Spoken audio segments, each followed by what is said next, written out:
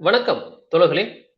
பாலஸ்தீன் மீதான இனப்படுகொலை போர் துவங்கி இன்றோடு 870 நாட்கள் ஆகின்றன. இந்நிலையில் போர்ட் ஆஃப் பீஸ் என்ற பெயரில் அமெரிக்கா தரப்பிலிருந்து அமைக்கப்பட்டிருக்கும் அந்த குழுவில் காசா உள்ளே 5 நாடுகளின் பல்வேறு படைகள் உள்ளே வந்து 5 பகுதிகளாக பிரித்து அங்கே அந்த பகுதியை நாங்கள் பாதுகாக்கப் போகிறோம் என்று அவர்கள் கூறியிருக்கிறார்கள். அங்கே உள்ளே இருக்கும் பாலஸ்தீனர்களை காவல்துறையை ஜோர்டான் மற்றும் எகிப்து ஆகிய நாடுகள் பயிற்சி அளிக்கும் அங்கே இருக்கும் காவலர்களுக்கு என்றும் கூறியிருக்கிறார்கள். மறுபுறம் பிபிசி வெளியிட்டிருந்த ஓர் செய்தியில் இத்தனை போர்களுக்கு பிறகும் இத்தனை அழிவுகளுக்கு பிறகும் ஹமாஸ் தங்கள் தரப்பில் இருந்த அட்மினிஸ்ட்ரேஷன் கட்டமைப்பை மிக வலுவாகவே வைத்துள்ளது. அங்கே அவர்கள் இன்னும் அட்மினிஸ்ட்ரேஷன் செய்யும் நிலையில்தான் இருக்கிறார்கள் என்றும் ஒரு தகவலை தெரிவித்திருக்கிறது. சமீபத்தில் நெத்தன்யாகுவின் செய்தி தொடர்பாளர் ஒருவர் பேசிய ஒரு தகவல் வெளிவந்தது. அதில் இன்னும் 30-60 நாட்கள் என்று ஒரு காலக்கெடுவை கொடுத்திருக்கிறார்கள். அத்தனை நாட்களுக்குள் ஆயுதங்கள் அனைத்தையும் ஹமாஸ் ஒப்படைத்து விட வேண்டும், இல்லை என்றால் மீண்டும் மிக கடுமையான தாக்குதலை நாங்கள் நடத்துவோம் என்று அவர்கள் தரப்பிலிருந்து கூறியிருப்பதாக தெரிய வருகிறது. இது ஒரு பக்கம் கூறினாலும் இதுவரை இந்த போர் நிறுத்தம் என்று இவர்கள் அறிவித்த அந்த தேதியில் இருந்து தற்போது வரை மட்டுமே 500க்கும் மேற்பட்ட பாலஸ்தீனர்களை இஸ்ரேல் கொலை செய்துள்ளது. அந்த பகுதியில் நடக்கும் தினம் குறைந்தது தினம் 3 முதல் 10 பாலஸ்தீனர்களை கொலை செய்வதை அவர்கள் வழக்கமாக வைத்திருக்கிறார்கள். எந்த சர்வதேச நாடுகளும் அதை கேள்வி கேட்பதாக தெரியவில்லை. இதை இப்படியே தொடர்ந்து சென்று சமீபத்தில் டக்கர் கால்சன் இஸ்ரேலின் தூதராக இருக்கக்கூடிய மெக்கபி அவர்களை பேட்டி எடுத்திருந்தார். அந்த பேட்டியில் அவர் இஸ்ரேலியர் ஜியோனிஸ்டுகள் கூறும் அந்த கிரேட்டர் இஸ்ரேல் என்ற பகுதியை இஸ்ரேல் எடுத்துக்கொண்டாலும் தவறும் இல்லை என்று அவர் கூறியிருந்தார். இது இத்தனை கொலைகள் நடந்தும் எந்த அரபு நாடும் கேட்கவில்லை என்ற ஒரு நம்பிக்கையில் மிக தாங்கள் அடுத்த கட்டத்திற்கு நகரலாம் என்ற ஒரு இடத்திற்கு இஸ்ரேல் வந்துவிட்டது என்பதை காட்டுகிறது. அதன் செயல் வடிவம்தான், அதன் சட்ட வடிவம்தான் வெஸ்ட் பேங்கை தங்களின் சொத்தாக இணைப்பதற்கான வேலையில் அவர்கள் இறங்கியிருப்பது. இப்படி பல நிகழ்வுகள் அங்கங்கே சிறு சிறு நிகழ்வாக மிக முக்கியமான நிகழ்வாக நகர்ந்துள்ளன. ஒவ்வொன்றாக நாம் பேசவிருக்கிறோம். நம்மோடு தோழர் செந்தில் அவர்கள் இணைந்திருக்கிறார். வணக்கம் செந்தில் தோழர்.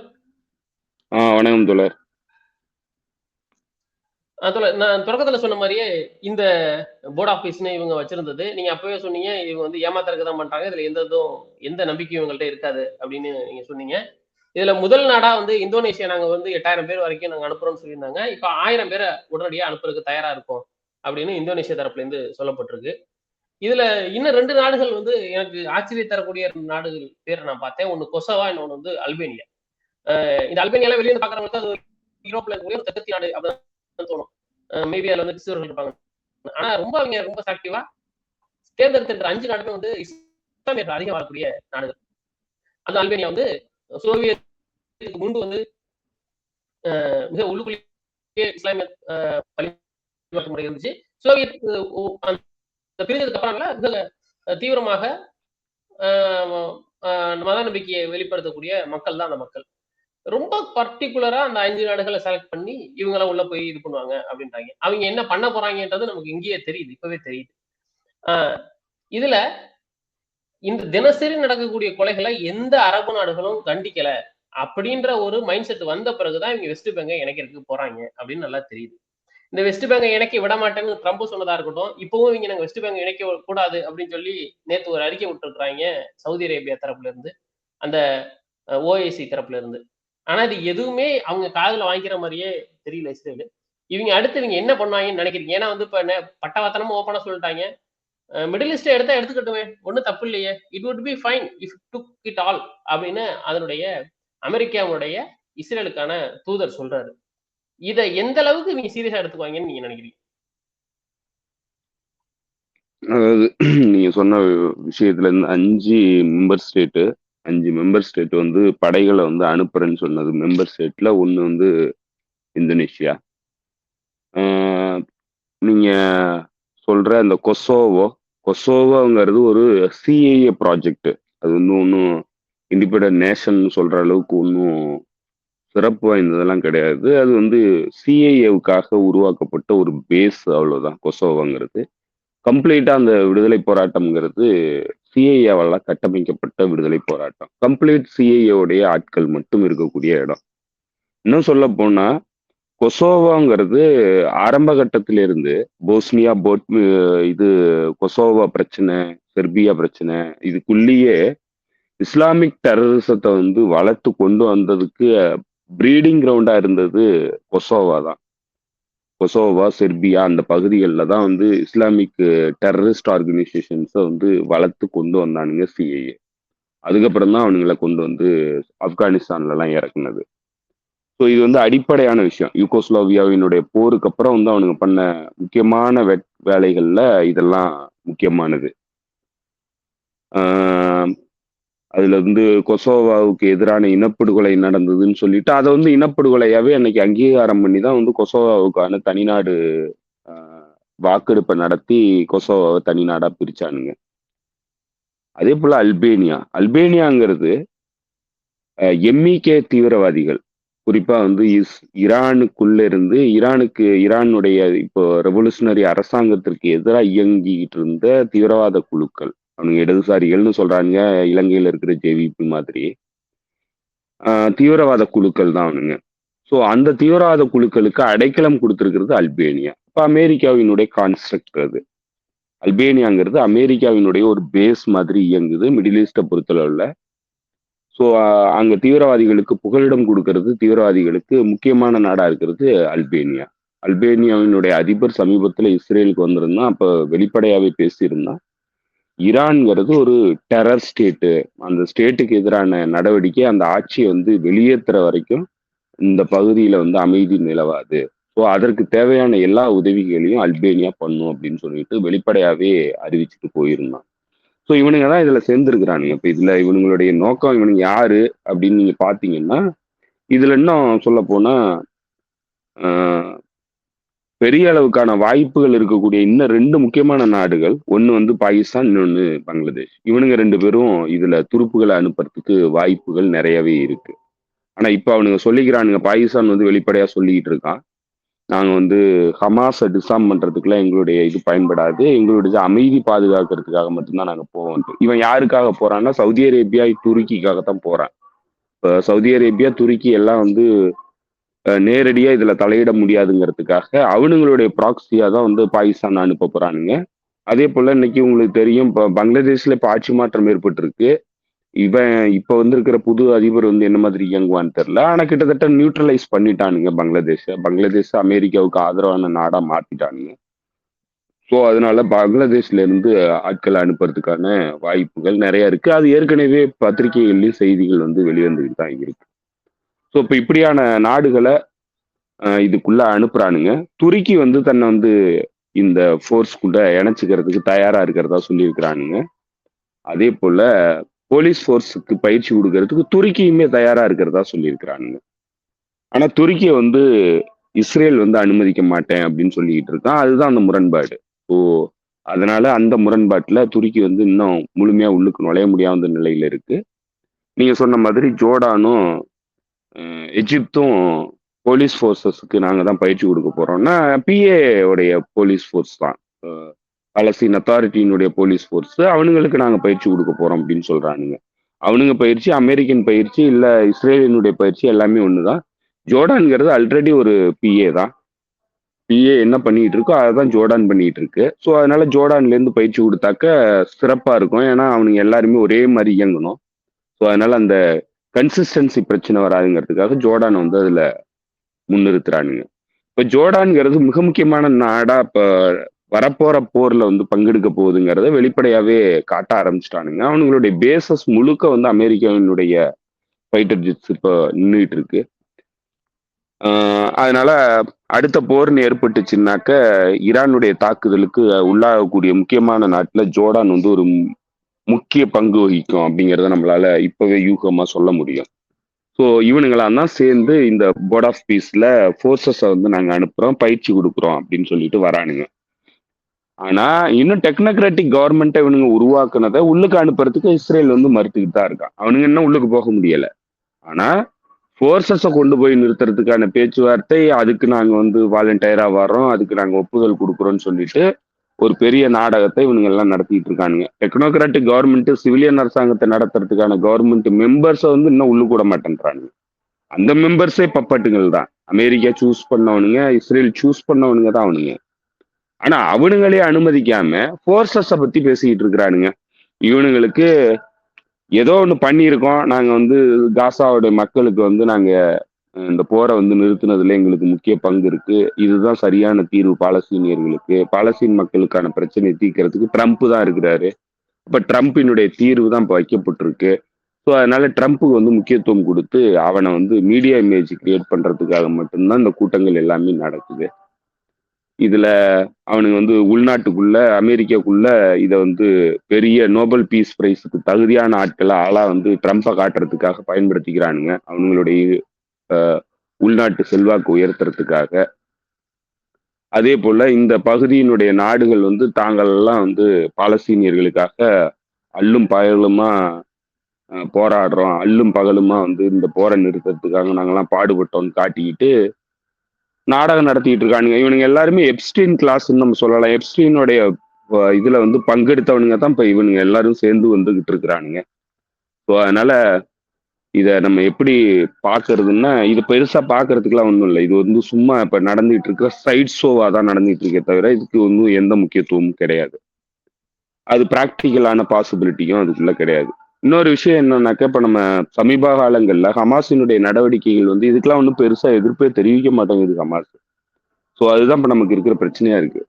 அதே நேரத்துல சமீபத்துல ஒரு வாரத்துக்கு முன்னாடி கசாம் பிரிகேடினுடைய ஸ்போக்ஸ் பர்சன் அபு பைதா பேசும்போது அவர் சொல்லியிருக்கிற விஷயமும் ஹமாஸ் பொலிட்டிக்கல் டீம் நடந்துகிட்டு இருக்கிற விதங்களும் வந்து வெவ்வேறானதா இருக்கு. அல்கசாம் பிரிகேடினுடைய செய்தி தொடர்பாளர் பேசும்போது ஒரு விஷயத்த சொன்னாரு, ஈரானுக்கு எதிரான போரை வந்து இஸ்ரேல் ஆரம்பிக்குது, இல்லை அமெரிக்கா ஆரம்பிக்குதுன்னா அது ஒட்டுமொத்த இஸ்லாமிய, அதாவது முஸ்லிம் உம்மாவுக்கு எதிரான போர், இஸ்லாமிய உம்மாவுக்கு எதிரான போர், இஸ்லாமிய நாடுகளுக்கு எதிரான போர், எல்லா நாடுகளும் சேர்ந்து அதை எதிர்த்து நிக்கணும் அப்படிங்கிறத ஹமாஸினுடைய, அதாவது அல்கசாம் பிரிகேடினுடைய செய்தி தொடர்பாளர் பேசினாரு. அவங்க அதுக்காக வந்து போஸ்டும் போட்டிருந்தாங்க, ஸ்டேட்மெண்ட்டும் விட்டுருந்தாங்க. ஆனா அதே சமயத்துல ஹமாஸினுடைய பொலிட்டிக்கல் விங் வந்து பெருசா ஒன்றும் பேசின மாதிரி தெரியல. இந்த அக்ரஷன் நடவடிக்கைகள் இவ்வளவு தூரம் வந்து நடந்துட்டு இருக்கு, உள்நாட்டுக்குள்ள ரைட்ஸ் நடந்தது, இது எல்லாமே மேற்கத்திய தரப்பினுடைய நடவடிக்கைங்கிறது எல்லாருக்கும் தெரியும். 10 நாடுகளினுடைய உளவு அமைப்பு வந்து இதுல சம்பந்தப்பட்டதா ஈரானுடைய இன்டீரியர் மினிஸ்ட்ரி வந்து இன்டெலிஜென்ஸ் மினிஸ்டர் வந்து அறிவிச்சிருக்கிறாரு. 10 நாடுகளினுடைய உளவுத்துறைகள் வந்து இதுல இன்ஃபில்ட்ரேட் பண்ணி வேலை பார்த்தாங்க இந்த கலவரத்தை உருவாக்குறதுக்கு அப்படிங்கிறத ஆதாரபூர்வமா அவங்க வெளியிட்டு இருக்கிறாங்க. இதுக்கெல்லாம் வந்து ஹமாஸ் எதுவும் பேசல. அப்போ ஹமாஸ் பொலிட்டிக்கல் விங்குக்கும் மிலிட்டரி விங்குக்கும் முரண்பாடு இருக்குங்கிறத தெளிவா நம்மளால பார்க்க முடியுது. அதே சமகாலத்துல ஹமாஸினுடைய பொலிட்டிக்கல் விங் வந்து கத்தார்ல ஈரானியன் டெலிகேஷன் போயிருக்கும் போது மீட் பண்ணி பேசியிருந்தாங்க. ஸோ அதுவும் நடந்திருந்தது. ஸோ ஒரே ஒரு ஹிண்ட் தான் வந்து ஹமாஸினுடைய பொலிட்டிக்கல் விங் தரப்புல இருந்து வந்தது. அது என்னன்னா, கத்தாருக்கு போயிருக்கும் போது ஈரானியன் டெலிகேஷனை சந்திச்சு பேசியிருந்தா அலி லரிஜானியோட தலைமையில போயிருந்த டெலிகேஷன், அந்த டெலிகேஷனை சந்திச்சு அவங்க பேசியிருந்தாங்க. அதுல காலித் மாசலும் வந்திருந்தான். ஸோ அவ்வளவுதான் வந்து அவங்க தரப்புல இருந்து சமீப காலங்கள்ல நீங்க கிட்டத்தட்ட வந்து ஒரு 6 மாசத்துக்கு மேல வந்து ஈரான் கூட அவங்க வெளியில பேசினதா இல்ல ஈரான் கூட உறவாடினதா எந்தவித இதுவும் இல்லை. குறிப்பா வந்து சின்வாரினுடைய வீரமரணத்துக்கு அப்புறம் வந்து அது பெருசா நடந்த மாதிரி நமக்கு தெரியல. இப்பதான் வந்து சமீபத்துல ஒரே ஒரு சந்திப்பு நடந்திருக்கு, அதுல அவங்க பேசியிருக்கிறாங்க.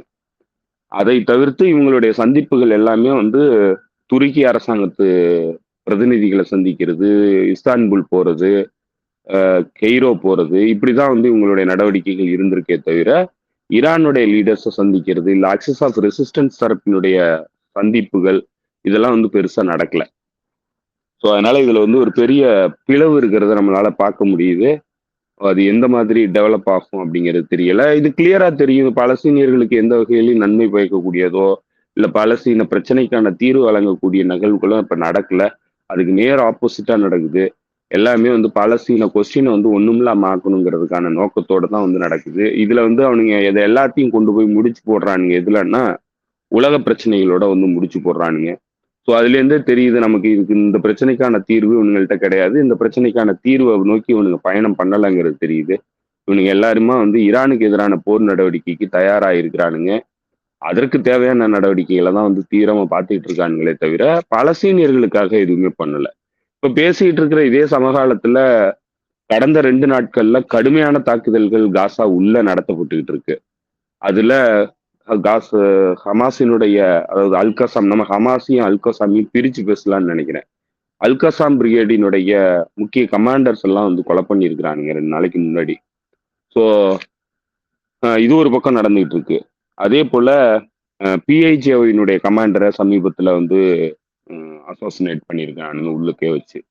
ஸோ அதனால உள்ளுக்குள்ள இருக்கக்கூடிய ரெசிஸ்டன்ஸ் அமைப்பினுடைய வீரர்களை எல்லாத்தையும் வந்து கொலை பண்றதை தொடர்ந்து இஸ்ரேல் வந்து பண்ணிட்டு இருக்கு. 2 நாளைக்கு முன்னாடி இதே மாதிரி பெக்கா வேலியில லெபனான்ல பெக்கா வேலியில தாக்குதல் நடத்தினதுல ஒரு 6 ஹிஸ்புல்லாவினுடைய வீரர்கள் வந்து உயிரிழப்பு செஞ்சிருக்காங்க. அதுல ஒருத்தர் முக்கிய கமாண்டர் லீடர். ஸோ இந்த ரெசிஸ்டன்ஸ் ஆயுத பிரிவுகளுக்கு எதிரான போர் நடவடிக்கைகளை வந்து இன்னும் பண்ணிக்கிட்டே தான் இருக்கு. ட்ரெச்சரஸான இந்த அசாசினேஷன் நடவடிக்கைகளை வந்து இஸ்ரேல் தொடர்ந்து நடத்திக்கிட்டே இருக்கு. சமகாலத்துல நேற்று இரவு கூட வந்து லெபனான் மீதான தாக்குதல் வந்து ரொம்ப தீவிரமா நடத்தப்பட்டு இருந்தது இஸ்ரேலால. ஸோ அதனால எல்லா பக்கத்துலயும் வந்து அவனுங்க மேக்சிமலிஸ்டா வந்து என்னென்னலாம் இதுல பண்ண முடியுமோ, இந்த கயோட்டிக் சுச்சுவேஷனை பயன்படுத்தி என்னென்னலாம் பண்ண முடியுமோ அதை எல்லாத்தையும் பண்ண ஆரம்பிச்சிருக்கிறானுங்க. அதனால இதுல வந்து இவனுங்க போர்ட் ஆஃப் பீஸ் இதெல்லாம் பேசுறது எல்லாமே சைட் ஷோ தான். இது ஆக்சுவலா வந்து இதுல எதுவும் வந்து ஃப்ரூட்ஃபுல்லான நிகழ்வுகள் எதுவும் நடக்க போறது இல்லை. அப்படியே நடந்ததுனாலும் அது பாலஸ்தீனியர்களுக்கு எந்த வகையான நன்மையும் கொடுக்க போறது இல்லை.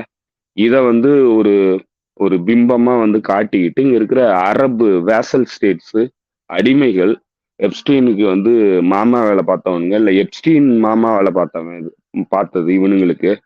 ஸோ இப்படியான ஆட்கள் எல்லாம் சேர்ந்துக்கிட்டு ஒரு பெரிய குழுவை சேர்த்துக்கிட்டு நாடகத்தை நடத்துறானுங்க. இதுக்கு மேல என்ன இவனுங்களை பத்தி நமக்கு இவனுங்களுக்கு என்ன கிரெடிபிலிட்டி இருக்கு, இவனுங்களை பத்தி எப்படி நம்ம பேசுறதுன்னு தான் எனக்கு ஆக்சுவலா தெரியல. என்ன சொல்றதுன்னு புரியல. இந்த மக்களுக்கு இப்படி ஒரு அவல நிலை ஏற்பட்டிருக்கு. எந்த விதமான தீர்வுகளும் இதுல இருக்கிற மாதிரி தெரியல. யாரும் உதவிக்கு வர மாதிரியும் தெரியல. இப்போ உதவிக்கு வந்தவங்களை எல்லாத்தையும் வந்து இன்னைக்கு அடிக்கணுங்கிற நோக்கத்தோட ஒட்டுமொத்த மிடில் ஈஸ்ட் அதாவது வெஸ்ட் ஏசியாவினுடைய பவர் பேலன்ஸை மாத்தணுங்கிற நடவடிக்கையை நோக்கி நகர்ந்திருக்கிறானுங்க. இதுலதான் வந்து சமீபத்துல மைக்கேல் ஹக்கபி வந்து பேசும்போது, அதாவது அமெரிக்காவினுடைய இஸ்ரேலுக்கான தூதுவர் பேசும்போது சொல்றான், ஒரு சரியான ரைட் விங் எவாஞ்சலிஸ்ட், சரியான எப்படி சொல்றது ஒரு ஃபெனட்டிக்கு தீவிர கிறிஸ்துவ நம்பிக்கை கொண்டவன். கிறிஸ்துவ நம்பிக்கைன்னா இவனுக்கு சொல்ற கிறிஸ்துவங்கிறது ஆக்சுவலா ஜீசஸ் கிரைஸ்ட் பேசுன மாதிரியான நிகழ்வுகள் எதுவுமே கிடையாது. அவரை மதிக்கிறது எதுவுமே கிடையாது. இவனுங்களா ஒரு தியரி வச்சிருக்கானுங்க. கலோனியல் தியரியை தான் வந்து இவனுங்க வச்சிருக்கிறானுங்க. குருசேடர்ஸினுடைய தியரியை தான் வந்து இவனுங்க வச்சுக்கிட்டு பேசிட்டு இருக்கிறானுங்க. அவன் சொல்றான், இஸ்ரேல் ஒருவேளை இந்த பகுதியில அவங்களுடைய அந்த கிரேட்டர் இஸ்ரேல் ப்ராஜெக்டுக்கான நடவடிக்கைகளை ஈடுபட்டு தாக்குதல் நடந்துச்சுன்னா இட்ஸ் ஃபைன் வித் அஸ் அப்படிங்கிறான். ஸோ அப்பதான் வந்து இவனுங்க எல்லாம் வந்து சேர்ந்து அறிக்கை விடுறானுங்க. சவுதி அரேபியா, ஜோர்டான், எஜிப்து இவனுங்க எல்லாம் சேர்ந்து அறிக்கை விடுறானுங்க. அறிக்கை மட்டும்தான் விட்டானுங்க, வேற எதுவும் பண்ணல. ஸோ அறிக்கை மட்டும்தான் விடுவானுங்க. ஏன்னா இந்த சீஸ்ஃபயர் ப்ரொபோசலை வந்து மேனேஜ் பண்றது, இது எல்லாத்தையுமே பண்ணிட்டு இருக்கிற கேரண்டார்னு சொல்லிக்கிட்ட ஒரு 3 நாடுகள் இருக்கு. ஒன்னு வந்து எஜிப்து, இன்னொன்னு கத்தாரு, இன்னொன்னு துருக்கி. இந்த 3 கேரண்டாரு என்ன கேரண்டியை வந்து மெயின்டைன் பண்றாங்கிறது தான் இது வரைக்கும் தெரியல. பாலஸ்தீன ரெசிஸ்டன்ஸ் அமைப்புகள் திரும்ப திரும்ப கேள்வி எழுப்புறாங்க. கேரண்டர்ஸ் முன்னெடுத்து இதை வந்து நிறுத்தணும் அப்படின்லாம் கேட்குறாங்க. ஒன்னையுமே பண்ண காணும். அதை பத்தி பேசுறதையும் நிறுத்திட்டானுங்க. கத்தார் மட்டும்தான் இடையில ஒரு 2-3 டைம் அறிக்கை விட்டான். துருக்கியும் எஜிப்தும் அந்த அறிக்கையை கூட விடல. ஸோ அவ்வளவுதான் அவனுங்களுடைய கேரண்டர்ஷிப். ஸோ இவனுங்களை தான் வந்து நம்ம இஸ்லாமிய நாடுகள் உம்மா அப்படின்லாம் பேசிக்கிறானுங்க அவனுங்களா. அதனால இதுல என்னத்த பேசுறது என்னன்னு தெரியல நமக்கு. இது இது வந்து நாளுக்கு நாள் பேச பேச டிப்ரெஷன் தான் ஆகுதே தவிர ஒரு முன்னேற்றமும் இருக்கிற மாதிரி தெரியல. இந்த பகுதியினுடைய பவர் பேலன்ஸ் சுவிட்ச் ஆகி கம்ப்ளீட்டா மாறி அமெரிக்கன் எம்பையர் வந்து இந்த பகுதியிலிருந்து விரட்டுற வரைக்கும் இந்த இந்த மக்களுக்கும் சரி, இந்த பகுதி மக்களுக்கும் சரி, இஸ்லாமிய மக்களுக்கும் எய்தர்வே நல்லதோ கெட்டதோ ஏதோ ஒரு முடிவுக்கு வரணுங்கிற கட்டத்தை நோக்கி நகர்றதுக்கான வாய்ப்பே கிடையாது. அமெரிக்கன் எம்பையரை வெளியேற்றணும், இல்லைன்னா ஒட்டுமொத்தமா வந்து மரணிக்கணும். அதை தவிர இங்க எந்த ஆப்ஷனும் இருக்கிற மாதிரி தெரியல. அதை நோக்கி தான் இந்த சுச்சுவேஷனும் போகுது. நீங்க கிட்டத்தட்ட வந்து இது கர்பலா நினைவுகள் மட்டும்தான் நம்ம இதுல ஃபாலோ பண்ண வேண்டியிருக்கு. அதை நோக்கி தான் இது போகுது. இதுல வந்து பழைய கர்பலா மாதிரி ரெசிஸ்டன்ஸ் அமைப்புகளும் இஸ்லாமிய மக்களும் மரணத்தை தழுவுறாங்களா, இல்ல வெற்றி அடைஞ்சு இந்த ஏகாதிபத்திய சக்திகளையும் இந்த இனப்படுகொலையாளர்களையும் வீழ்த்துறாங்களா அப்படிங்கிறது மட்டுமே தான் வந்து இங்க பாக்கி இருக்கு. அதை நோக்கி தான் இந்த சுச்சுவேஷனும் போயிட்டு இருக்கு.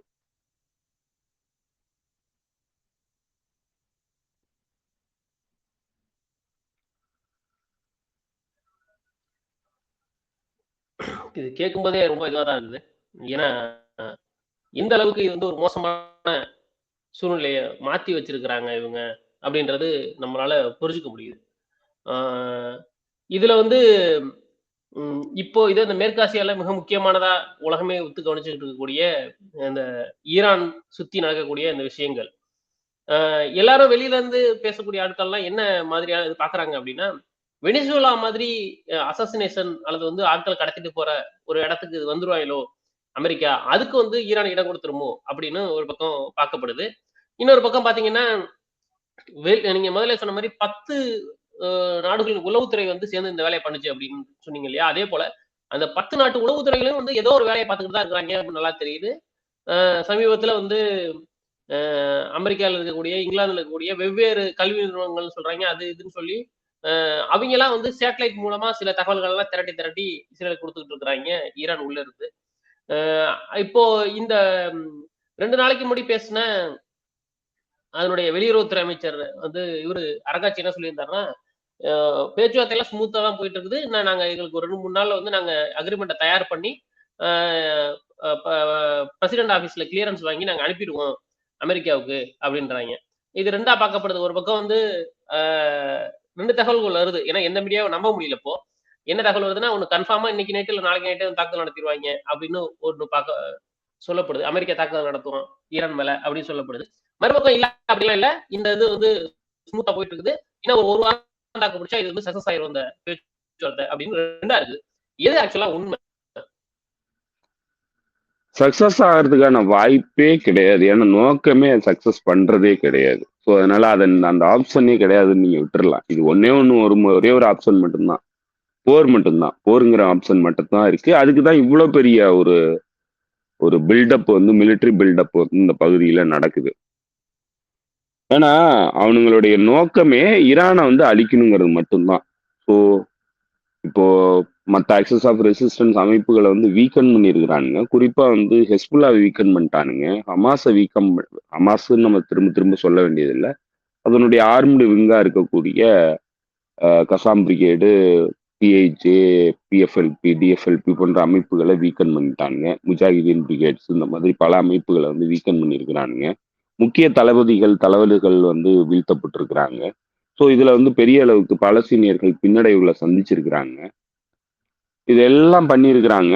ஸோ அடுத்த கட்டமா இதற்கு அச்சாரமா இருக்கக்கூடிய ஈரானை வீழ்த்திட்டு ஒட்டுமொத்த ஆக்சஸ் ஆஃப் ரெசிஸ்டன்ஸையும் வீழ்த்திட்டு இந்த பகுதியினுடைய ஜியோ பொலிட்டிக்கல் பேலன்ஸை வந்து கம்ப்ளீட்டா பவர் பேலன்ஸை வந்து சேஞ்ச் பண்ணுங்கிறத நோக்கமா வச்சு இப்ப இயங்கிட்டு இருக்கிறானுங்க. ஸோ இது வந்து நம்ம குறுகலா பார்த்தோம்னா இந்த பகுதியினுடைய பாலிடிக்ஸ், இஸ்லாமிய மக்கள் இப்படி வந்து நம்ம இந்த அரசியலை நம்ம நோக்கணும்னா இது குறுகிய ஒரு ஒரு ஒரு ஸ்பெக்ட்ரம்குள்ள ஈரான்கிற மையப்புள்ளியை வச்சு ஈரானை வந்து வீழ்த்தணுங்கிற ஒரு நோக்கத்தோட இந்த நடவடிக்கைகள் நடக்கிறதா நம்மளால பார்க்க முடியும். இதே வந்து நீங்க broader sense Jio politics, global Jio politics லெவல்ல பார்க்கும்போது ஈரான்ங்கிறது மல்டிபோலாரிட்டியினுடைய மையப்புள்ளி. இப்போ ஈரானுடைய எனர்ஜிங்கிறது கிட்டத்தட்ட 30% எனர்ஜி தேவைகளை சைனாவுக்கு பூர்த்தி பண்ணுது. சைனாவினுடைய எனர்ஜி தேவைகள்ங்கிறது அதனுடைய எக்கனாமிக்கு ரொம்ப இம்பார்ட்டன்ட். அதனுடைய இண்டஸ்ட்ரி, பவர் ஜெனரேஷன் எல்லாத்தையும் வந்து உத்தரவாதப்படுத்துறதுல முக்கிய பங்காற்றுறது ஈரானுடைய ஆயில் நேச்சுரல் கேஸ். ஸோ இந்த வர்த்தகத்தை வந்து தடுத்து நிறுத்தணும், சைனாவை வந்து கண்டெயின் பண்ணணும், அதனுடைய பொருளாதார வளர்ச்சியை வந்து கட்டுப்படுத்தணும் அப்படிங்கிறது பிரதானமான நோக்கம் குளோபலி. பிரைமரி நோக்கத்துல பாத்தீங்கன்னாக்க அடிப்படையான நோக்கத்துல சீனாவை வந்து கட்டுப்படுத்தணும், அதனுடைய வளர்ச்சியை வந்து கட்டுப்படுத்தணும். ஏன்னா காலம் கடக்க கடக்க சீனாவினுடைய வளர்ச்சியை வந்து ஈடு கொடுக்க முடியாது. ஒரு காலத்திலயும் அப்புறம் சீனாவை எதிர்த்து அமெரிக்கன் எம்பையரு, ஒட்டுமொத்த வெஸ்டர்ன் எம்பையரும் நிக்க முடியாது அப்படிங்கிறது பிராடர் கான்செப்ட். ஸோ அதே நேரத்துல நீங்க ஐரோப்பிய ஒன்றியத்தினுடைய ஸ்ட்ராட்டஜியை பாத்தீங்கன்னா, அவங்களுடைய மிலிட்டரி ஸ்ட்ராட்டஜி இல்ல மேற்கத்திய சிவிலைசேஷனல் சுப்பீரியாரிட்டியை மெயின்டைன் பண்ணுங்கிற விஷயத்தை பொறுத்தளவுல ரஷ்யா வந்து கண்டெயின் பண்ணும். ரஷ்யா வந்து ஒரு மிலிட்டரி த்ரெட்டு, பொருளாதார த்ரெட்டா இருக்குது. ஸோ அதனால அதை வந்து கண்டெயின் பண்ணும். ஸோ அதற்கும் ஈரானை வந்து கண்டெயின் பண்ணும், ஈரானை வந்து அழிக்கணும். ஏன்னா ஈரான்ங்கிறது ரஷ்யாவினுடைய தெற்கு எல்லை பகுதியில் இருக்கக்கூடிய நாடு. ஸோ ஈரானை வீழ்த்திட்டாங்கன்னா அடுத்து துருக்கியை நோக்கி தான் நகரும். இந்த பிரச்சனைங்கிறது துருக்கியை நோக்கி நகரும். இப்போ துருக்கியை வந்து கம்ப்ளீட்டா வீழ்த்தி முடிச்சிட்டாங்கன்னாக்க ஒட்டுமொத்தமா தெற்கு பகுதியை வந்து அமெரிக்கன் எம்பையர் கட்டுப்பாட்டுக்கு போயிடும். அப்ப ரஷ்யா வந்து பெரிய சிக்கல்களை வந்து எதிர்கொள்ளும், ஸ்ட்ராட்டஜிக் சிக்கல்களை எதிர்கொள்ளும். ஸோ அதை நோக்கியும் இந்த பிரச்சனை வந்து போகுது. இப்போ நீங்க பாத்தீங்கன்னா ஒட்டுமொத்தமான விஷயங்கள், அதே போல காரிடோர்ஸ், எக்கனாமிக் காரிடோர்ஸினுடைய மையமா இருக்கக்கூடியது, கனெக்டிங் பாயிண்டா இருக்கக்கூடியது ஈரான். அப்ப ஈரானை வந்து தன்னுடைய கை கொண்டு போகணுங்கிறது அமெரிக்கன் எம்பையர், மேற்கத்திய எம்பையர்ஸினுடைய நோக்கம். ஸோ இப்படி பல்வேறு ஜியோபொலிட்டிக்கல் ரீசன்ஸுக்காக, ஸ்ட்ராட்டஜிக் லொகேஷனுக்காக ஈரானை வந்து வீழ்த்தணும் அப்படிங்கிறத நோக்கமா வச்சிருக்கிறாங்க. ஐடியாலஜிக்கலி ஈரான்ங்கிறது ஒரு ஆன்டி ஹிஜோமனிக் ரெவல்யூஷனரி கவர்மெண்ட். அது வெறும் ஆக்சிஸ் ஆஃப் ரெசிஸ்டன்ஸ் அமைப்புகளுக்கு மட்டும் உதவி பண்றதோட நிக்கல, அது அதாவது வெஸ்டர்ன் ஹெமிஸ்பியர்ல இருக்கக்கூடிய கியூபாவுக்கு உதவி பண்ணுது, வெனிசூலாவுக்கு உதவி பண்ணுது. அதே போல அப்பத்தைட் ஸ்டேட்டா இருந்த சவுத் ஆப்பிரிக்காவில் ஏஎன்சி, ஆப்பிரிக்கன் நேஷனல் காங்கிரஸுக்கு உதவி பண்ணுச்சு. ஆப்பிரிக்கன் நேஷனல் காங்கிரஸ்னா மண்டேலாவினுடைய கட்சி, ஆர்ம்டு விங்கு, அதுக்கும் உதவி பண்ணுச்சு. அங்கோலாவில் உதவி பண்ணுச்சு. இப்படி பல்வேறு நாடுகள்ல ஆன்டி இம்பீரியல் ஸ்ட்ரகிள்ல பாதிக்கப்பட்டுக்கிட்டு இருந்த நாடுகளுக்கு எல்லாத்துக்கும், ரெவல்யூஷனரி அமைப்புகளுக்கும் நாடுகளுக்கும் உதவி பண்ணிட்டு இருந்த ஒரு நாடு ஈரான். ஸோ ஐடியாலஜிக்கலாவே ஈரான் வந்து அமெரிக்கன் வெஸ்டர்ன் கலோனியல் சக்திகளுக்கு எதிரி, அதை அழிச்சு முடிக்கணும் அப்படிங்கிறத நோக்கமா வச்சிருக்காங்க. ஸோ இந்த பின்னணியில தான் நீங்க வந்து இலங்கையில ஈரானுடைய ஆதரவை பெறறதுக்கான முயற்சியில தான் வந்து இங்க இஸ்லாமியர்களுக்கும் தமிழர்களுக்குமான முரண்பாட்டை வந்து சிங்கள அரசாங்கமும் இந்திய அரசாங்கமும் சேர்ந்து உருவாக்குனுச்சு. இதுல மொசாதினுடைய பங்களிப்பும் இருக்கு. ஸோ இப்ப ஏன் வந்து ஈரான் வந்து அவ்வளவு முக்கியமானதா பட்டுச்சு, ஏன் வந்து இஸ்லாமியர்களுக்கும் தமிழர்களுக்குமான முரண்பாடை தீவிரப்படுத்தி அந்த 90கள் காலகட்டத்துல வந்து தீவிரப்படுத்தினானுங்க அப்படின்னு நீங்க பாத்தீங்கன்னா, அந்த கட்டத்துல தான் வந்து ஈரான் வந்து ஈராக்கு கூட சண்டை போட்டு வின் பண்ணி வெளியேறுது. அப்பதான் அது வந்து ரெவல்யூஷனரி அரசாங்கங்களுக்கான உதவிகளை வந்து பண்ண ஆரம்பிக்குது, அமைப்புகளுக்கான உதவிகளை வந்து பண்ண ஆரம்பிக்குது உலகம் முழுக்க. அந்த காலகட்டத்துல தான் தமிழ் மக்களுக்கான போராட்டம் நடக்கிறப்போ இஸ்லாமியர்களும் தமிழர்களும் சேர்ந்து இந்த போராட்டத்துல ஈடுபட்டுக்கும் போது அந்த உதவிகள் கிடைக்கிறதுக்கான வாய்ப்பு இருக்கிறது கருதப்பட்டதுனாலதான் உடனடியா வந்து இங்கு தமிழர்களுக்கும் இஸ்லாமிய தமிழர்களுக்குமான முரண்பாடு கூர்மைப்படுத்தப்பட்டது. பிரிஞ்சு போக, அதாவது சேர்ந்து வாழ முடியாத அளவுக்கு பிரச்சனைகளினுடைய தீவிரம் வந்து துரிதப்படுத்தப்பட்டுச்சு. ஸோ இப்படி ஈரான்ங்கிறது ஒரு ஐடியாலஜிக்கலா வெஸ்டர்ன் சிவிலைசேஷனுக்கும், வெஸ்டர்ன் பர்பேரிக் சிவிலைசேஷனுக்கும், குருசேடர்ஸோடைய பர்பேரிக் சிவிலைசேஷனுக்கும், அதே போல இந்த ஹிஜோமனிக் இம்பீரியல் ஆதிக்கத்துக்கும் எதிராக இயங்கக்கூடிய நாடு, ஐடியாலஜிக்கலா இயங்கக்கூடிய நாடு. ஸோ அது வந்து மிகப்பெரிய பிரச்சனையா இருக்கு. ஸோ இப்போ இது எல்லாத்தையும் சேர்த்து முடிவு கட்டணும்னா பவர் பேலன்ஸை சேஞ்ச் பண்ணி இந்த பகுதியினுடைய பிரச்சனை முடிவு கட்டணும். ஸ்ட்ராட்டஜிக் கண்ட்ரோலை வந்து இந்த பகுதியினுடைய ஸ்ட்ராட்டஜிக் கண்ட்ரோலை தங்களுடைய கைக்கு கொண்டு போகணும். தன்னுடைய வீழ்ந்து போகக்கூடிய எக்கனாமிக் சுப்பீரியாரிட்டியை வந்து பாதுகாக்கணும். டாலர் சுப்பீரியாரிட்டியை பாதுகாக்கணும், இப்படி பல்வேறு காரணங்களுக்கு ஈரான் வந்து அழிக்கப்படணும் அப்படிங்கறத அவனுங்க நோக்கமா வச்சிருக்கிறானுங்க. இப்ப இந்த நோக்கத்துல இருந்து அவனுங்க வெளியேறதுக்கு தயாரா இல்ல. அதற்காக தான் இப்ப என்ன சொல்றான், ட்ரம்ப் நேத்து பேசும்போது சொல்றான், 10-15 நாள் டைம்குள்ள இந்த பிரச்சனையை வந்து பேசி முடிச்சிட்டான்னா தாக்குதல் நடத்த மாட்டேன் அப்படின்றான். ஒரு நியாயமா பேச்சுவார்த்தையின் மூலமா ஒரு தீர்வை எட்டணும், டிப்ளமேட்டிக்கா ஒரு பிரச்சனைக்கான தீர்வை எட்டணும்னு நினைக்கிறவன் எப்படி வந்து 10 நாள்ல இல்ல 15 நாள்ல ஒரு பிரச்சனையினுடைய தீர்வை வந்து எட்ட முடியும்? பேச்சுவார்த்தைக்கே வந்து இப்ப ஆக்சுவலா நடந்துகிட்டு இருக்கிற பேச்சுவார்த்தைங்கிறது பேச்சுவார்த்தை கிடையாது. உண்மையா சொல்ல போனா நெகோசியேஷனே கிடையாது. நெகோசியேஷன் பண்றதுக்கான ஃப்ரேம் ஒர்க் பண்றதுக்கான நெகோசியேஷன் தான் நடக்குது. என்ன பேசணுங்கிறதுக்கான நெகோசியேஷன் மட்டும்தான் இது வரைக்கும் நடந்துகிட்டு இருக்கு. ஆக்சுவல் நெகோசியேஷன் இது வரைக்கும் நடக்கல. இனிமேல் தான் நடக்க போகுது. அதற்கான டிராஃப்டை தான் வந்து இப்போ அராக்ஷி வந்து கொடுக்க போறதா சொல்றாரு. அடுத்த 3 நாட்கள்ல கொடுக்க போறேன்னு சொல்லியிருந்தாரு. அது என்னன்னா ஃப்ரேம் ஒர்க், என்ன எஜெண்டா செட் பண்ண போறோம் இந்த பேச்சுவார்த்தையில, எதை பத்தி நம்ம பேச போறோம் அப்படிங்கிறத ஃப்ரேம் ஒர்க்குக்கான டிராஃப்ட் தான் வந்து இப்போ ரெடி பண்றாங்க. இந்த டிராஃப்டை கொடுத்து இதெல்லாம் ஓகே ஆனதுக்கு அப்புறம் இது தொடர்பா திரும்ப அதை பத்தின பேச்சுவார்த்தை வந்து அதுக்கப்புறம் தான் ஆக்சுவல் பேச்சுவார்த்தையை வந்து ஆரம்பிக்கும். அப்பதான் டீட்டெயில் லெவலுக்குலாம் அவங்க போவாங்க.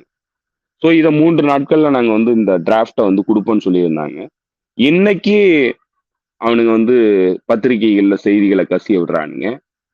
3 நாள் டைமு, இன்னும் 48 ஹவர்ஸ்க்குள்ள ஈரான் வந்து இந்த டிராஃப்டை வந்து கொடுத்துருச்சுன்னா நாங்க வந்து தாக்குதல் நடத்த மாட்டோம், இல்லைன்னா போர் உறுதி அப்படிங்கிறத லீக் பண்றானுங்க.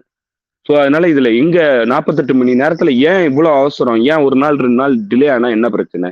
ஒரு பிரச்சனையினுடைய ஆக்சுவலான பிரச்சனைக்கு வந்து தீர்வு காணணும்னா ஏன் இன்னொரு 4 நாள் வெயிட் பண்ணா என்ன என்ன ஆயிட போகுது? ஏன் வந்து 48 மணி நேரத்துக்குள்ள நீ வந்து இதை கொடுக்கலன்னா நான் வந்து உடனே உன் மேல குண்டை போடுவேன்னா அப்ப என்ன நோக்கம்? இந்த பேச்சுவார்த்தையினுடைய நோக்கம் என்ன? இவ்வளவு அழுத்தம் கொடுக்கறதுக்கான தேவை எங்கிருந்து வருது? இவ்வளவு ஃபோர்ஸை கொண்டு வர்றதுக்கான தேவை எங்கிருந்து வருது? இப்ப என்ன கேக்குறாங்கன்னா, நான் சொல்றதெல்லாம் கேளு, நான் சொல்றதுக்கெல்லாம் ஓகே சொல்லு, அப்படின்னா உன்னை நான் தாக்க மாட்டேன், இல்லைன்னா நான் உன்னை தாக்கி அழிப்பேங்கிறான். இப்படி வந்து ஒருத்தன் நெருக்கடி கொடுக்கும்போது 3 நாள்ல இந்த 2 நாள் 48 மணி நேரத்துல நீ வந்து எனக்கு வந்து ப்ரப்போசலை வந்து கொடுக்கலன்னா நான் உனக்கு எனக்கும் போர் தான் அப்படின்னு ஒருத்தன் சொல்றான்னா அப்ப அவன் போருக்கு தயாராயிட்டாங்கிறது தான் அர்த்தம். இதெல்லாம் தெரியாமலாம் ஈரானுடைய ஃபாரின் மினிஸ்ட்ரி வந்து ஒர்க் பண்ணல. அராக்ஷி பேசுறது இதெல்லாம் தெரியாமலாம் பேசல. இவனுங்க என்ன பேசுறானுங்களோ அதே மாதிரி அவரும் பேசுறாரு, அவ்வளவுதான். ஸோ இவனுங்க எப்படி வந்து மீடியா கட்டமைப்புகளை வச்சுக்கிட்டு இந்த ஆபரேஷனை வந்து நடத்துறானுங்களோ, சைக்கலாஜிக்கல் ஆபரேஷனை நடத்துறானுங்களோ, எப்படி ப்ரொபகேண்டா வார பண்றானுங்களோ, எப்படி இந்த போருக்கான தயாரிப்பு பணிகள்ல மக்களை வந்து ப்ரிப்பேர் பண்றானுங்களோ, அதே இதுக்கு கவுண்டர் கொடுத்து தான் வந்து ஈரானியன் ஃபாரின் மினிஸ்ட்ரியினுடைய தலைவராக இருக்கக்கூடிய அபாக் அராக்ஷி வந்து பேசிட்டு இருக்கிறாரு. ஸோ அதனால அவர் ஒன்றும் நைவெல்லாம் கிடையாது, அவர் வந்து ஒன்றும் முட்டாள் கிடையாது. ஈரானியன் அரசாங்கம் முட்டாள் கிடையாது. இவனுங்க சொல்றதெல்லாம் கேட்டுக்கிட்டு எல்லாத்தையும் நாங்கள் பண்ணி கொடுக்குறோம், என்னை வந்து விட்டுருன்னு சொல்ற அளவுக்குலாம் முட்டாள் கிடையாது. அப்படி வந்து அந்த அரசாங்கம் இருந்திருந்ததுன்னா இன்னைக்கு இல்லை, 1979 அது விடுதலை வாங்கும் போதே, இந்த ரெவல்யூஷன் உருவாகும் போதே அந்த ஆட்சியை வந்து இழந்திருக்கும். ஸோ அதெல்லாம் இல்லைங்கிறதுனாலதான் இது வரைக்கும் அது தாக்கு பிடிச்சி நின்றுகிட்டு இருக்கு. ஸோ அதனால இதுல எதுலையுமே தீர்வு வரப்போறது இல்லைங்கிறது தெரியும். போருங்கிறது உறுதியானது, அதுக்கு தான் இவ்வளவு பெரிய ஃபோர்ஸை நிறுத்துறானுங்க. வரலாறுல அல்லாத அளவுக்கு வந்து ஃபோர்ஸ் இந்த பகுதிக்கு கொண்டு வரானுங்க. மீண்டும் இன்னைக்கு மட்டுமே வந்து கிட்டத்தட்ட ஒரு 10-15 C-17 குளோப் மாஸ்டர் விமானங்கள் வந்து பறந்து வருது அமெரிக்காவில இருந்து. அது எல்லாமே வந்து மிகப்பெரிய அளவுக்கு வெப்பன், டேங்க் இந்த மாதிரி விஷயங்களை கொண்டு வரக்கூடிய சரக்கு விமானங்கள், மிலிட்டரி சரக்கு விமானங்கள் அவ்வளோ ஆர்மாடாவே வந்துகிட்டு இருக்கு. ஸோ இப்போ இதெல்லாம் எதுக்கு வருது? இந்த பகுதியினுடைய கிட்டத்தட்ட எல்லா பேஸையும் வந்து ஃபில் பண்ணியிருக்கிறானுங்க. கத்தார்ல இருக்கிற அல் உபைத் ஏர்பஸை வந்து கிட்டத்தட்ட காலி பண்ணியிருக்கிறானுங்க. அங்க இருக்கிற ட்ரூப்ஸ் எல்லாம் வெளியேற்றிட்டானுங்க. பஹ்ரைன்ல இருக்கிற ட்ரூப்ஸ் எல்லாத்தையும் வெளியேற்றி இருக்கிறானுங்க. அங்க இருக்கிற ஃபிளைட் எல்லாத்தையும் வந்து வெளியில கொண்டு போயிட்டானுங்க.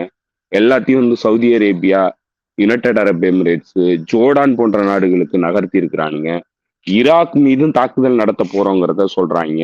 இன்னைக்கு IRGC-யினுடைய படைப்பிரிவுகள், ஈரானியன் இராணுவத்தினுடைய படைப்பிரிவுகள் வந்து ஈராக்கி பார்டர்ல கொண்டு போய் டிப்ளாய் பண்றாங்க ஈரான். அதே மாதிரி ரெக்கானசன்ஸ் முழுக்க வந்து இந்த பகுதியில நடக்குது. இதுல இந்த முறை வந்து கூடுதல் சிறப்புகள் என்னன்னா, இன்னைக்கு கூட ரஷ்யாவினுடைய 2 கார்கோ ஃபிளைட், பெரிய கார்கோ ஃபிளைட் டெஹ்ரான் வந்து சேர்ந்திருக்குது. சைனா வந்து பல கார்கோ ஃபிளைட்ஸ் வந்து அனுப்பிச்சிருக்குது. அதே போல ஈரானுடைய கார்கோ ஃபிளைட்டு சைனாவுக்கு அடிக்கடி போயிட்டு வந்துகிட்டே இருக்குது. இதுல இந்த முறை நம்ம சிறப்பா பார்க்க வேண்டிய ஒரு முக்கியமான விஷயம் நடந்துகிட்டு இருக்கு. அதுல என்னன்னா, ஒரு பக்கம் ரூமர்ஸ், யாருமே வந்து சைனா, ரஷ்யா, ஈரான் தரப்புல இருந்து சைனாவுக்கும் ஈரானுக்கும் இருக்கிற தொடர்பையோ, ரஷ்யாவுக்கும் ஈரானுக்கும் இருக்கிற தொடர்பை பத்தியோ எந்த செய்திகளும் வெளியில கசிய விடப்படல.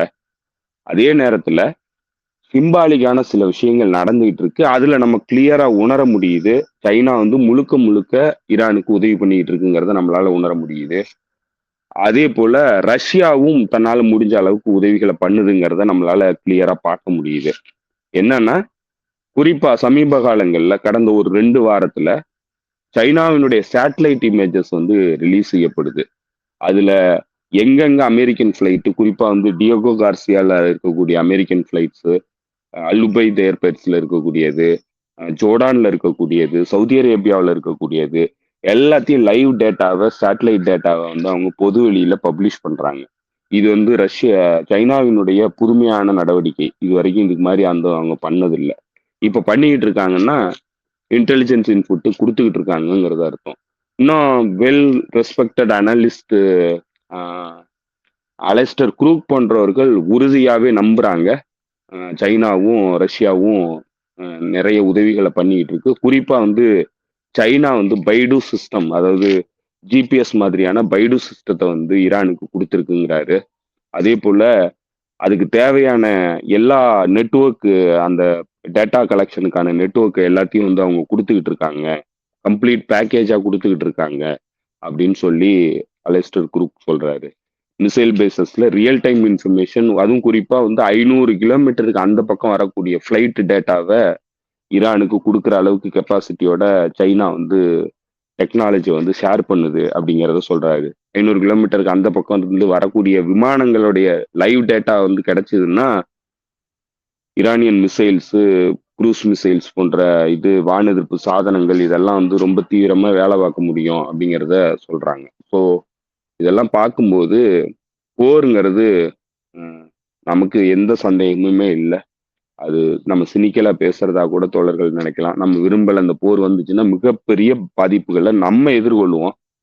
ஏன்னா நம்மளுடைய பொருளாதாரம் மிகப்பெரிய பின்னடைவுகளை சந்திக்கும். நம்மளுடைய ரெகுலர் லைஃப் வந்து மிகப்பெரிய பாதிப்பை சந்திக்கும். பல தோழர்கள் வந்து வெளிநாடுகள்ல இருக்கக்கூடிய தோழர்கள், குறிப்பா வந்து கல்ஃப் ரீஜியன்ல இருக்கக்கூடிய தோழர்கள் எல்லாருமே மிகப்பெரிய பிரச்சனைகளை வந்து எதிர்கொள்வாங்க. வாழ்வாதார சிக்கலை எதிர்கொள்வாங்க. அவங்களுடைய வேலை வாய்ப்புகள் பறிபோகிறதுக்கான வாய்ப்பு இருக்கு. எல்லாமே இருக்கு. ஆனா அதை நோக்கிதான் சூழ்நிலை வந்து நகர்ந்து போகுது. இதை வந்து நம்மளால தவிர்க்க முடியாது. ஏன்னா இதெல்லாம் ரன் பண்ணிட்டு இருக்கிறவங்க உலகத்தையே தன்னுடைய கட்டுப்பாட்டுல வச்சிருக்கணும் அப்படின்னு நினைக்கக்கூடிய கலோனியல் பவர்ஸ். இப்போ கலோனியல் பவர்ஸ்ல சமீபத்துல மூனிக் செக்யூரிட்டி கான்ஃபரன்ஸ்னு ஒண்ணு நடந்தது. அதுல மார்க்கோ ரூபியோ வந்து பேசியிருந்தான். அவன் மார்க்கோ ரூபியோ பேசும்போது சொல்றான், நம்ம வந்து பழைய அந்த கலோனியல் காலகட்டத்தினுடைய பெருமைகளை வந்து மீண்டும் உருவாக்கணும். நம்ம வந்து நம்மளுடைய தவறுகளுக்கு நம்ம மன்னிப்பெல்லாம் கோரக்கூடாது. அதை பத்தி நம்ம கில்ட்டா ஃபீல் பண்ணக்கூடாது. நம்ம அதெல்லாம் பெருமையா பேசணும். அதெல்லாம் நம்மளுடைய சிவிலைசேஷனல் பெருமைகள். அதை வந்து நம்ம பெருமையா தான் பார்க்கணும். அதே போல ஐரோப்பாவும் அமெரிக்காவும் இணைந்து நிக்கணும் அப்படின்னு சொல்லி சொல்றான். நேரடியா சொல்றான், அமெரிக்காவும் ஐரோப்பாவும் சேர்ந்து நின்று உலகத்தை மீண்டும் வந்து டாமினேட் பண்ணணும் அப்படின்னு சொல்றான். ஸோ அதெல்லாம் நீங்க பார்க்கும்போது இவனுங்க பேசுற நாடகங்கள், இவனுங்க நடத்துற நாடகங்கள் எல்லாமே பொய் அப்படிங்கிறத நம்மளால பார்க்க முடியும். அதே போல நீங்க பாத்தீங்கன்னா, நம்ம ஏற்கனவே ஒரு தியரி சொன்னோம். இந்த ஏன் வந்து ஐரோப்பிய நாடுகள் அமெரிக்கா கூட சேர்ந்து போறானுங்க, குறிப்பா வந்து ரஷ்ய போர்ல இவனுங்களுக்கு பாதிப்பு தானே ஏற்படுது, இவனுங்களுடைய பொருளாதாரம் பாதிக்கப்படுது, இவனுங்களுடைய வளர்ச்சி பாதிக்கப்படுது, அப்படிங்க வந்து ஏன் அவனுங்க வந்து ஒன்னா போறானுங்கிறதுக்கு நமக்கு தெரிஞ்ச, நம்மளால அண்டர்ஸ்டாண்ட் பண்ண முடிஞ்ச ஒரே காரணம் என்னன்னா, ஒட்டுமொத்தமா அமெரிக்காவினுடைய ஏகாதிபத்தியத்தை நம்பி, அதனுடைய மிலிட்டரி பவரை நம்பி இவனுங்க வந்து ப்ரிவிலேஜை வந்து அனுபவிச்சுக்கிட்டு இருந்தானுங்க ஐரோப்பிய நாடுகள். அது வந்து போயிடுச்சுன்னா, அமெரிக்கன் ஹிஜோமனி வந்து போயிருச்சுன்னா, இதை வந்து அது போயிருச்சுன்னா நம்ம தங்களுடைய ப்ரிவிலேஜ் வந்து போயிடும். ஸோ அதனால ரஷ்யா, சைனா போன்ற நாடுகள், மூன்றாம் உலக நாடுகள் வந்து ஆதிக்கத்துக்கோ இல்ல சுயாதீனமாகவோ இருந்துட்டாங்கன்னா தங்களுடைய லெகசியும் தங்களுடைய ப்ரிவிலேஜும் போயிடும். அதனால எப்படியாவது அமெரிக்கன் எம்பையரை பாதுகாக்கணுங்கிறதுக்காக தான் இந்த போர்கள்லாம் அவனுங்க தன்னை இணைச்சிக்கிறானுங்க அப்படிங்கிறத நம்ம சொல்லியிருந்தோம். கிட்டத்தட்ட இப்ப இந்த முனிக் செக்யூரிட்டி கான்ஃபரன்ஸ்ல மார்க்கோ ரூபியோ பேசுனதும் அதுதான். நம்மளுடைய சிவிலைசேஷனல் ஆதிக்கத்தை பாதுகாக்கணும்னா 500 ஆண்டு கால சிவிலைசேஷனல் ஆதிக்கத்தை பாதுகாக்கணும்னா நம்ம எல்லாரும் ஒன்று சேர்ந்து இந்த காலனியத்துக்கு எதிரான போராட்டம் தான் நம்மளுடைய வீழ்ச்சிக்கான அடிப்படை. அதே போல கம்யூனிஸ்ட் நாடுகளினுடைய எழுச்சி தான் நம்மளுடைய வீழ்ச்சிக்கான அடிப்படை. கம்யூனிஸ்டுகள் தான். ஸோ அவங்களை அழிக்கிறதுக்கான போர்ல நம்ம எல்லாருமா சேர்ந்து மீண்டும் ஒன்றிணைந்து இதை அழிச்சு முடிக்கணும் அப்படிங்கிறத இப்ப அவன் சொல்லியிருக்கான், அறைகூவலா எடுத்திருக்கான். அதுக்கு ஐரோப்பிய நாடுகள் எல்லாரும் அந்த ரெப்ரசன்டேட்டிவ் எல்லாருமே கை தட்டி ஸ்டாண்டிங் ஓவேஷன் பண்ணியிருக்கிறாங்க. ஸோ இது எதுக்காகன்னா நம்ம சொன்ன மாதிரி ஆதிக்கத்தை வந்து மீண்டும் வந்து மேற்கத்திய சிவிலைசேஷன் வந்து தன்னுடைய கையில வச்சுக்கணும்னா அமெரிக்கன் எம்பையர் வந்து விழுந்துடக்கூடாது. சைனா போன்ற நாடு, மூன்றாம் உலக நாடு வந்து மிகப்பெரிய பொருளாதார சக்தியாகவோ இராணுவ சக்தியாகவோ இல்ல பொலிட்டிக்கல் சக்தியாகவோ உருமாறிடக்கூடாது. இவனுங்களுடைய ப்ரிவிலேஜ் போயிடும். இவனுங்களுடைய லைஃப் ஸ்டைல் வந்து வீழ்ச்சியை சந்திக்கும். இவனுங்களுடைய ஆதிக்கம்ங்கிறது இருக்காது. உலகத்தை வந்து கொள்ளையடிக்க முடியாது. ஸோ அதனால அமெரிக்கன் எம்பையரை கீப் அப் பண்ணும் அப்படிங்கிறதுக்காக தான் இவனுங்க எல்லாரும் ஒன்று சேர்ந்து நிற்கிறானுங்க. ஸோ அதுதான் இன்னைக்கு அவன் மார்க்கோ ரூபியோ சொல்றான். மாறி வரும் சூழல்ல ஜியோபொலிட்டிக்ல நம்மளால எதிர்த்து தனியா நின்று சண்டை போட முடியாத நிலைக்கு தள்ளப்பட்டிருக்கோம். சைனாவினுடைய வளர்ச்சி அபரிவிதமா இருக்குது. அதே போல ரஷ்யாவினுடைய இராணுவ வளர்ச்சிங்கிறது எதிர்கொள்ள முடியாதா இருக்குது. அதனால நம்ம எல்லாருமா சேர்ந்து இந்த 2 நாடுகளையும் அழிக்கணும். அதே போல இன்னும் வேற யாரெல்லாம் இதுல தலையெடுத்து வராங்களோ அவங்களை எல்லாத்தையும் அழிச்சிட்டு மீண்டும் வந்து காலனியத்துவத்தை வந்து கொண்டு வரணும். அப்பதான் நம்மளுடைய எம்பையரை வந்து மீண்டும் மீள் உருவாக்கம் பண்ணி நிலைநிறுத்த முடியும் அப்படிங்கிறத அவன் அறைகூவலா விடுக்கிறான். இதைத்தான் வந்து இந்த செஞ்சுரியினுடைய திட்டமா வந்து அவனுங்க செயல்படுத்துறானுங்க. அதற்கான போர்கள் தான் இப்ப நடந்துகிட்டு இருக்கு. ஸோ இதுல ஒரு குறிப்பிட்ட இடத்துல நிக்கிறோம். இப்ப இது கிட்டத்தட்ட நீங்க பாத்தீங்கன்னா நீங்க போன முறை கேட்கும்போது இது வந்து உலக போரா மாறுமான்னு கேட்டிருந்தீங்க. அதுல நம்ம சொல்லியிருந்தது என்னன்னா இது டைரக்டா பாத்தீங்கன்னாக்க ஆக்சஸ் ஆஃப் ரெசிஸ்டன்ஸுக்கும் ஆக்சஸ் ஆஃப் ஈவலுக்குமான ஒரு போரா தான் வரப்போகுது. நேட்டோ நாடுகள் எல்லாம் ஒன்று சேருவானுங்க. அதே போல அரபு நாடுகள் அடிமைகள் பூரா ஒன்று சேர்ந்து ஈரான் ஆக்சஸ் ஆஃப் ரெசிஸ்டன்ஸ் அமைப்புகளுக்கு எதிராக வந்து சண்டைக்கு வருவானுங்கிறத சொல்லியிருந்தோம். கிட்டத்தட்ட இன்னைக்கு அது உறுதியானதா தெரியுது.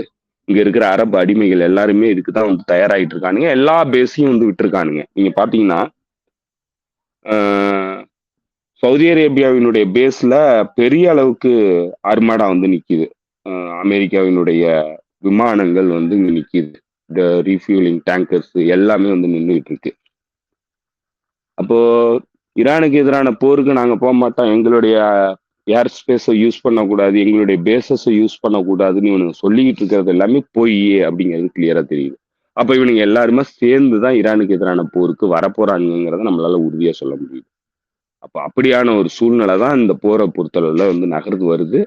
ஸோ இது வந்து கூடிய விரைவில் நடக்கும். அது நடக்கும்போது ஈரானுக்கு இருக்கிற பலமான ஆயுதம்ங்கிறது ஸ்ட்ரெயிட் ஆஃப் ஹார்மூஸ் தான். ஸ்ட்ரெயிட் ஆஃப் ஹார்மூஸை வந்து பிளாக் பண்றதுங்கிறத தவிர்க்க முடியாது. அப்படி தவிர்க்கப்பட்டுச்சுன்னாக்க உலகத்தினுடைய 20க்கும் மேற்பட்ட சதவீதமான வர்த்தகம் வந்து பாதிப்பு சந்திக்கும். அப்படி சந்திச்சா உலகம் வந்து மிகப்பெரிய பொருளாதார நெருக்கடியை எதிர்கொள்ளும்.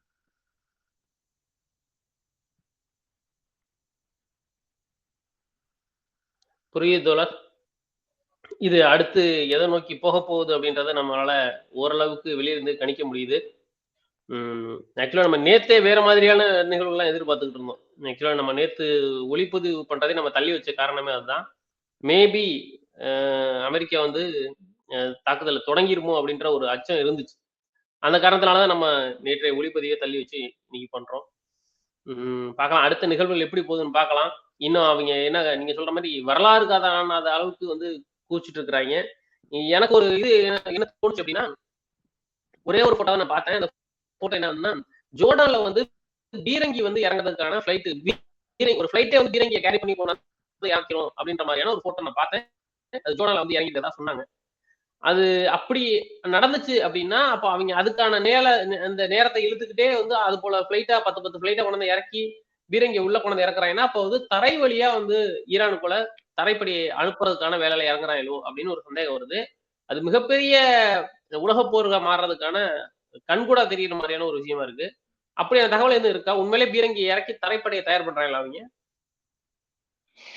அதாவது கரண்ட் சுச்சுவேஷன்ல வந்து தரைப்படை தயார் பண்ற அளவுக்கு அமெரிக்கா கிட்ட வலு கிடையாது. ஏன்னா கான்ஸ்கிரிப்ஷன் வந்து பெரிய அளவுக்கு நடக்க மாட்டேங்குது. ரெக்ரூட்மெண்ட் டிரைவ் போடுறாங்க. அதுல வந்து பெரிய அளவுக்கு ஆட்கள் பற்றாக்குறை இருக்குது. அந்த நாட்டினுடைய ராணுவத்துக்கு ஆள் சேர்ப்புல. அது வந்து பெரிய பின்னடைவு அவனுங்களுக்கு. ஸோ அதற்காக அவனுங்க பயன்படுத்த போற தரைப்படைங்கிறது ஐசிஸ் அமைப்பு. அதே போல ஹெச்டிஎஸ் தீவிரவாதிகள், சிரியாவில் ஆளக்கூடிய ஹெச்டிஎஸ் தீவிரவாதிகள், ஐசிஸ் தீவிரவாதிகள், குர்திஸ்தான் பிரிவினைவாத சக்திகள் ஈரானுக்கு எதிராக, அதே போல பலுச்சிஸ்தான் செப்பரேட்டிஸ்ட் மூவ்மெண்ட் பிரிவினைவாத தீவிரவாத சக்திகள். அவனுங்க தீவிரவாதிகள்னு தான் நம்ம சொல்லணும். அவனுங்களை வெறும் பிரிவினைவாதிகள்னு மட்டும்தான் சொல்ல முடியாது. அதே போல பாகிஸ்தான்ல இருந்து இயங்கக்கூடிய ஐசிஸ்-கே, இந்த கொராசான் ப்ராவின்ஸோடைய ஐசிஸ்-கே, அதுதான் வந்து ரஷ்யால மிகப்பெரிய தாக்குதல் நடத்தி ஒரு 90 பேருக்கு மேல கொலை பண்ணுச்சு ஒரு கான்சர்ட் ஹால்ல. ஸோ இந்த மாதிரியான தீவிரவாத அமைப்புகள் தான் அவனுங்களுக்கு தரைப்படை. இதை இல்லாம பேசஸ்ங்கிறது இந்த பகுதியினுடைய பேசஸ். ஸோ அதே போல கடற்படை. கடற்படைங்கிறது தான் வந்து அவனுங்கள்ட்ட இருக்கிற வலுவான ஆயுதம். தரைப்படையை விட கடற்படை தான் வந்து அவனுங்கள்ட்ட இருக்கிற வலுவான ஆயுதம். இதுல பல சினாரியோ வந்து அவனுங்க திட்டமிடுறதுக்கு வாய்ப்பு இருக்கு. ஒண்ணு வந்து நீங்க சொன்ன மாதிரி வெனிசூலாவில் இதே மாதிரியான கான்ஸ்டன்ட் த்ரெட்ல தான் வந்து கிட்டத்தட்ட 2 மாசம் அந்த நாட்டை வச்சிருந்து தான் நிக்கோலஸ் மதுரோவை கடத்தினானுங்க. அதற்கு முன்னாடி நிறைய பேரங்கள் பேசி கிட்டத்தட்ட உள்ளுக்குள்ளதான் வந்து பேரம் பேசி அது கூவா தான் நடந்திருக்கு. ஒரு உள் பேலஸ் கூ தான் நடந்திருக்கு. அதை நம்ம இப்போ கிட்டத்தட்ட உறுதிப்படுத்தி சொல்லக்கூடிய நிலையில தான் இருக்கு. ஏன்னா அந்த மாதிரியான நடவடிக்கைகள் வந்து ஒரு டெல்சி ரோட்ரிகோஸ் வந்ததுக்கு அப்புறம் நடந்துட்டு இருக்கு. ஸோ அதனால அது வந்து பேலஸ் கூ நடந்திருக்கு. அதுல மதுரோ வந்து காட்டி கொடுக்கப்பட்டிருக்காரு அப்படிங்கிறத நம்மளால உறுதியா சொல்லலாம். ஸோ இதுக்கு வந்து அவனுங்க கான்ஸ்டன்டா த்ரெட் கொடுத்துக்கிட்டே இருந்தானுங்க. பெரிய ஆர்மாடா வந்து கொண்டு போய் பல்வேறு கப்பல்களை வந்து கடற்பரப்பு முழுக்க நிறுத்தி வச்சிருந்தானுங்க. முழுக்க எலக்ட்ரானிக் வார்ஃபேர்லாம் நடத்தி பாதுகாவலர்களை எல்லாத்தையும் வந்து கொலை பண்ணி கடைசியா அதுக்கு புதுவிதமான சோனி கருவிகளை கூட வந்து பயன்படுத்தி இருக்கிறதா அவனுங்களே சொல்லியிருக்கிறானுங்க. ஸோ இதெல்லாம் பண்ணி ஒரு பெரிய வெற்றி அடைஞ்சிட்டதா அப்ப அவனுங்க மாறு தட்டிக்கிட்டு இருக்கிறானுங்க. இந்த மாதிரியான ஒரு நடவடிக்கையை வந்து ஈரானுக்குள்ள நடத்துறதுக்கு காத்திருக்கிறதுக்கான ஒரு சந்தர்ப்பமாகவும் இதை நம்ம பார்க்கலாம். ஏன்னா கிட்டத்தட்ட அதே மாதிரி கான்ஸ்டன்ட் த்ரெட்ல இந்த பகுதியை வச்சிருக்கும் போது நீங்க ஒரு நாள் இல்லைனாலும் ஒரு நாள் கொஞ்சம் கவனமின்மை வந்ததுனாக்க அந்த மாதிரியான ஒரு நடவடிக்கைகளை ஈடுபடலாம் அப்படிங்கிறது அவங்களுடைய நோக்கமா இருக்கும். அது நடக்குமா நடக்காதாங்கிறது அடுத்த விஷயம். ஏன்னா வெனிசூலாங்கிறது வேற, ஈரான்ங்கிறது வேற. ஈரானுடைய டெக்னாலஜிங்கிறது வேற. வெனிசூலாங்கிறது அவ்வளோ டெக்னாலஜிக்கலா சுப்பீரியர் கண்ட்ரி கிடையாது. அது ஒரு ரொம்ப வீக்கான கண்ட்ரி. ஸோ அதனால அதெல்லாம் வந்து இங்க பண்ண முடியுமா அப்படிங்கிறது ஒரு பெரிய கேள்வி. 2வது போன முறை 12 நாள் போர்லயே வந்து அயத்துல்லா அலி கமேனியை வந்து கொலை பண்றதுக்கான முயற்சி நடந்தது. அது நடக்கல. கடைசியா அவர் எங்க இருக்கிறாருங்கிறத இவங்களால கண்டுபிடிக்க முடியல. ஸோ அதனால அந்த முயற்சி வந்து தோல்வி அடைஞ்சிருக்கு. அதே போல ஈரானியன் பிரசிடென்ட்டை வந்து கொலை பண்றதுக்கான முயற்சி பெசஸ்கியான நடந்து அதுல அவரு உயிர் தப்பிட்டாரு. ஸோ இதெல்லாமே வந்து அவனுங்களுடைய திட்டத்துல வந்து இருந்தது. இப்போ இந்த கான்ஸ்டன்ட் த்ரெட்டு, இந்த பெரிய அர்மாடா, பெரிய போர் படைகளை கொண்டு வந்து இந்த பகுதியில நிறுத்துறது, இதெல்லாம் பண்ணிக்கிட்டு உள்ளுக்குள்ள ஏதாவது பேரம் நடக்குதா அப்படிங்கிறது நமக்கு தெரியல. ஆனா இத உறுதிப்படுத்தும் விதமா, பேரம் நடக்கிறதுக்கான வாய்ப்பு இருக்குங்கிறத உறுதிப்படுத்தும் விதமா சமீப நாட்கள்ல ஈரானுக்குள்ள இருந்த ரிஃபார்மிஸ்ட் லீடர்ஸ், இந்த ரிஃபார்மிஸ்ட் கேங்ல இருந்த பல லீடர்ஸ், முக்கிய தலைவர்கள் அமெரிக்காவினுடைய அந்த நியோலிபரல் பாலிசியை வந்து ஆதரிக்கக்கூடியவனுங்க. அதே போல அமெரிக்கா கூட மேற்கத்திய நாடுகள் கூட உறவை பேணணும்னு சொல்லக்கூடிய ஆட்கள். இவனுங்களெல்லாம் அரெஸ்ட் பண்ற நடவடிக்கைகள் தொடர்ந்து நடந்தது. இதுல கீ ஃபிகர்ஸ் எல்லாம் வந்து அரெஸ்ட் பண்ணானுங்க. முன்னாள் வெளியுறவுத்துறை அமைச்சரா இருந்தவரை கூட வந்து அரெஸ்ட் பண்ணியிருக்கானுங்க. அதே போல முக்கிய தலைவர்களை, பிரசிடென்ட்டுக்கு போட்டியிட்டவரை, இப்படிலாம் பலரை வந்து அரெஸ்ட் பண்ணியிருக்கிறாங்க. ஸோ இதெல்லாம் எதை காட்டுதுன்னாக்க, அந்த மாதிரியான ஒரு முயற்சி நடந்திருக்கு அப்படிங்கிறத நமக்கு காட்டுது. ஸோ அதனால அதுலயும் வந்து அவங்க கொஞ்சம் அவேரா இருக்கிறது நம்மளால புரிஞ்சுக்க முடியுது. ஏன்னா வெனிசூலாவுல நடந்துட்டதுக்கு அப்புறம் இவங்க வந்து கேர்லெஸ்ஸா இருக்க முடியாது. அதுக்கான சான்ஸ் இல்லைன்னுலாம் வந்து இவங்க நம்பிக்கையோட இருக்க முடியாது. எல்லா சான்ஸுமே இருக்கு. அதே மாதிரி அஹ், இந்த இந்த மாதிரியான ஒரு பெரிய ஆர்மாடாவை வச்சு போர்னு ஆரம்பிச்சா வெறும் ஏர் ரைடுலயோ இல்ல அஹ், ஏவுகணை தாக்குதல்கள் மூலமாவோ வந்து ஆட்சி மாற்றம் நடக்கிறதுங்கிறது சாத்தியப்படாது. இது இப்ப அவங்களுடைய வெஸ்டர்ன் மீடியாஸ் மட்டும் இல்ல, வெஸ்டர்ன் இன்டெலிஜென்ஸ் அமைப்புகளே சொல்றாங்க. இன்னும் குறிப்பா சொன்னா இஸ்ரேல் இன்டெலிஜென்ஸே வந்து பேசுது. அப்படிலாம் வந்து நீங்க ஆட்சி மாற்றத்தை இந்த நாட்டுல ஏற்படுத்த முடியாது அப்படிங்கிறது. ஸோ இப்போ அதுக்கு வாய்ப்பு இல்லை அப்படின்னா, ஆட்சி மாற்றமே வந்து இறுதி தீர்வு அப்படிங்கிறத முடிவு பண்ணி தான் வந்து இந்த போர் வந்து ஆரம்பிக்க போகுதுன்னா, அதற்கு தேவையான எல்லா தயாரிப்பு பணிகளையும் பண்ணிக்கிட்டு தான் இந்த போரை வந்து ஆரம்பிக்கணும். அப்போ அதுக்கு தான் வந்து ஜெரால்ட் R4ங்கிற விமானம் தாங்கிய கப்பல் வந்து வந்துகிட்டு இருக்கு. அது இன்னைக்கு நைட்டு இஸ்ரேலுடைய கடற்கரையை வந்து அடையும் அப்படிங்கிறத சொல்றாங்க. ஏற்கனவே அப்ரஹாம் லிங்கன் போர்க்கப்பல் வந்து நின்றுகிட்டு இருக்கு இதுல பெர்சியன் கல்ஃப்ல. அதுவும் குறிப்பா வந்து ஓமன், சி ஆஃப் ஓமன் பக்கத்துல தான் வந்து நின்றுகிட்டு இருக்கு. ஸோ இதை இல்லாம பல டெஸ்ட்ராயர் ஷிப்ஸ், இந்த பகுதியினுடைய கம்ப்ளீட் பியர் பேசஸ் எல்லாத்தையும் ஃபில் பண்ணியிருக்கிறாங்க விமானங்கள் மூலமா. ஸோ பல டேங்கர்ஸ், ரீஃபியூலிங் டேங்கர்ஸ் வந்து வந்திருக்கு. கிட்டத்தட்ட ஒரு 20 டேங்கர்ஸ்க்கு மேல வந்திருக்கு. இப்போ இது வந்து வெறும் அமெரிக்கன் ஃபைட்டர் ஜெட்ஸுக்கு ரீஃபியூல் பண்ற ஃபிளைட் மட்டும் கிடையாது. இஸ்ரேலினுடைய ஃபைட்டர் ஜெட்ஸ்க்கு ரீஃபியூல் பண்றதுக்கும் இவங்களுடைய ஃபிளைட் தான் பயன்படுது. அப்போ அமெரிக்கன் ஃபிளைட்ஸ் மட்டும் இதுல பயன்படுத்தப்பட போறது இல்ல. இஸ்ரேல் வந்து கிட்டத்தட்ட வந்து 300 எஃப் அதாவது போர் விமானங்கள் வந்து வச்சிருக்கிறதா சொல்றாங்க. இப்ப இந்த 300 போர் விமானங்களும் கூடுதலா இதுக்கு பயன்படுத்தப்படும். அதை இல்லாம Saudi Arabia, United Arab Emirates, Jordan இந்த நாடுகளினுடைய ஏர்ஃபோர்ஸஸையும் அமெரிக்கா பயன்படுத்துறதுக்கு நிறைய வாய்ப்பு இருக்கு. ஸோ இப்போ இவ்வளவு பெரிய படைப்பிரிவுகளை நிறுத்தி இருக்கிறதுக்கு வெறும் இந்த இது மட்டும் போதுமா அப்படின்னா, ஈரானுடைய கெப்பாசிட்டி அதிகமா இருக்கு. 12 நாள்ல ஈரான் வந்து இஸ்ரேலுக்குள்ள என்னென்ன தாக்குதல் நடத்துனுச்சுங்கிறத பார்த்துருக்குறாங்க. ஸோ அதே மாதிரியான தாக்குதல்கள் வந்து திரும்ப நடத்தப்பட்டுச்சுன்னா, இந்த படைகள் வந்து அதுவும் குறிப்பா வந்து வான்படை வந்து தாக்கு பிடிக்குமா, வான்படையினால அச்சீவ் பண்ண முடியுமா அந்த கோலை அப்படிங்கிறது சந்தேகத்திற்குரியது. அப்போ தரை ரீதியான போர் தான் வந்து இதுக்கு முடிவு எட்டும் அப்படிங்கிற இடத்த நோக்கி அவனுங்க சிந்திச்சிருப்பானுங்கன்னு தான் நம்மளால உணர முடியுது.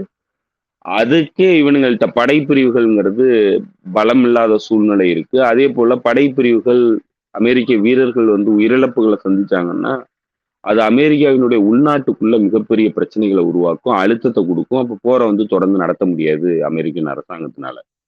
ஸோ இதெல்லாம் பேலன்ஸ் பண்றதுக்காக தான் HTS தீவிரவாதிகளை பதவி கொண்டு வந்து ஐசிஸை வந்து இப்போ மீளுருவாக்கம் பண்ணி, ஐசிஸ் தீவிரவாதிகளை வந்து குர்திஸ்தான் பகுதியிலிருந்து நாடு கடத்தி ஈராக்கி ஈரான் பார்டர்ல கொண்டு வந்து நிறுத்தியிருக்கிறாங்க. ஸோ இது ஒரு நீண்ட கால திட்டமா தான் வந்து நிறுத்தியிருக்கிறானுங்க.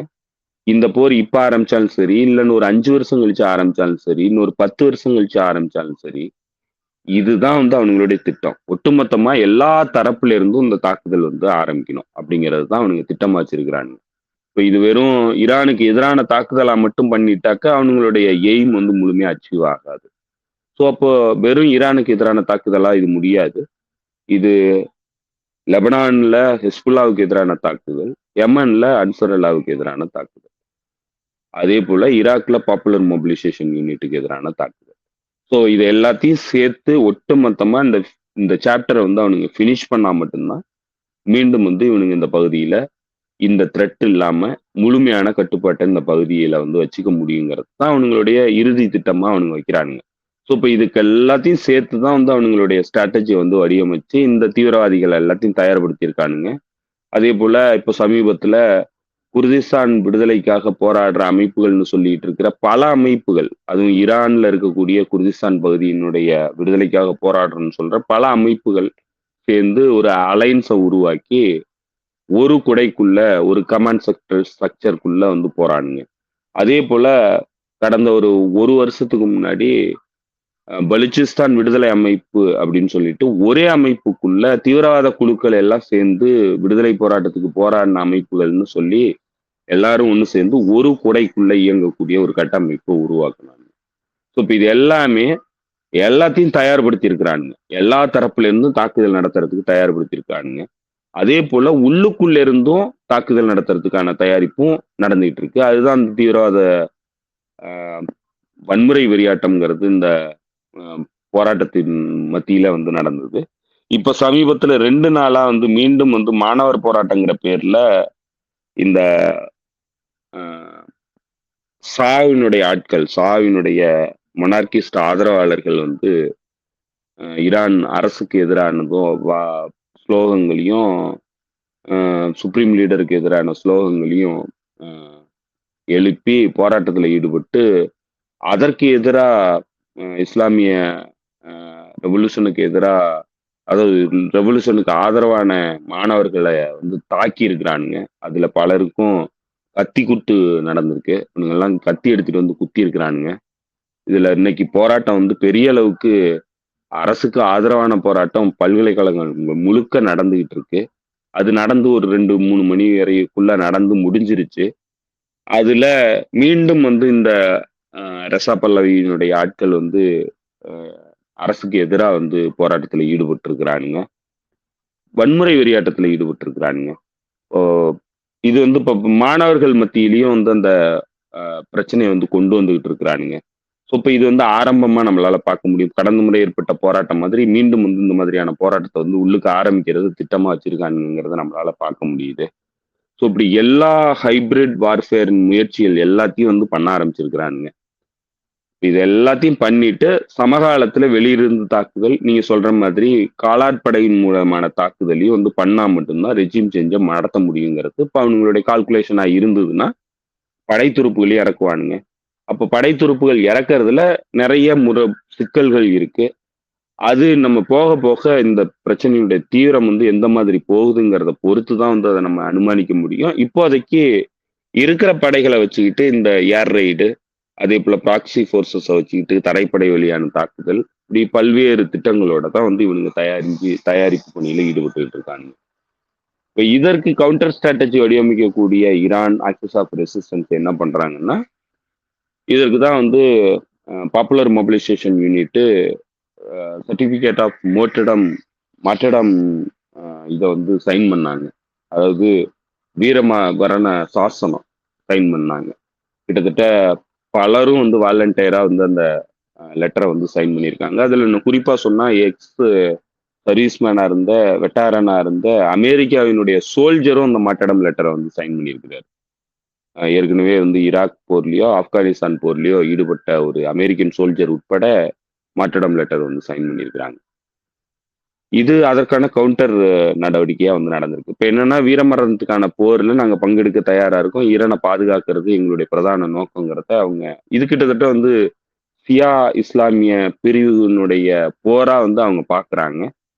அமெரிக்கன் எம்பையர் வந்து சியா இஸ்லாமிய மக்களை வந்து அழிக்கணுங்கிறத நோக்கமா வச்சிருக்கு. அதற்கு எதிரான போரா தான் வந்து அவங்க அதை பாக்குறாங்க.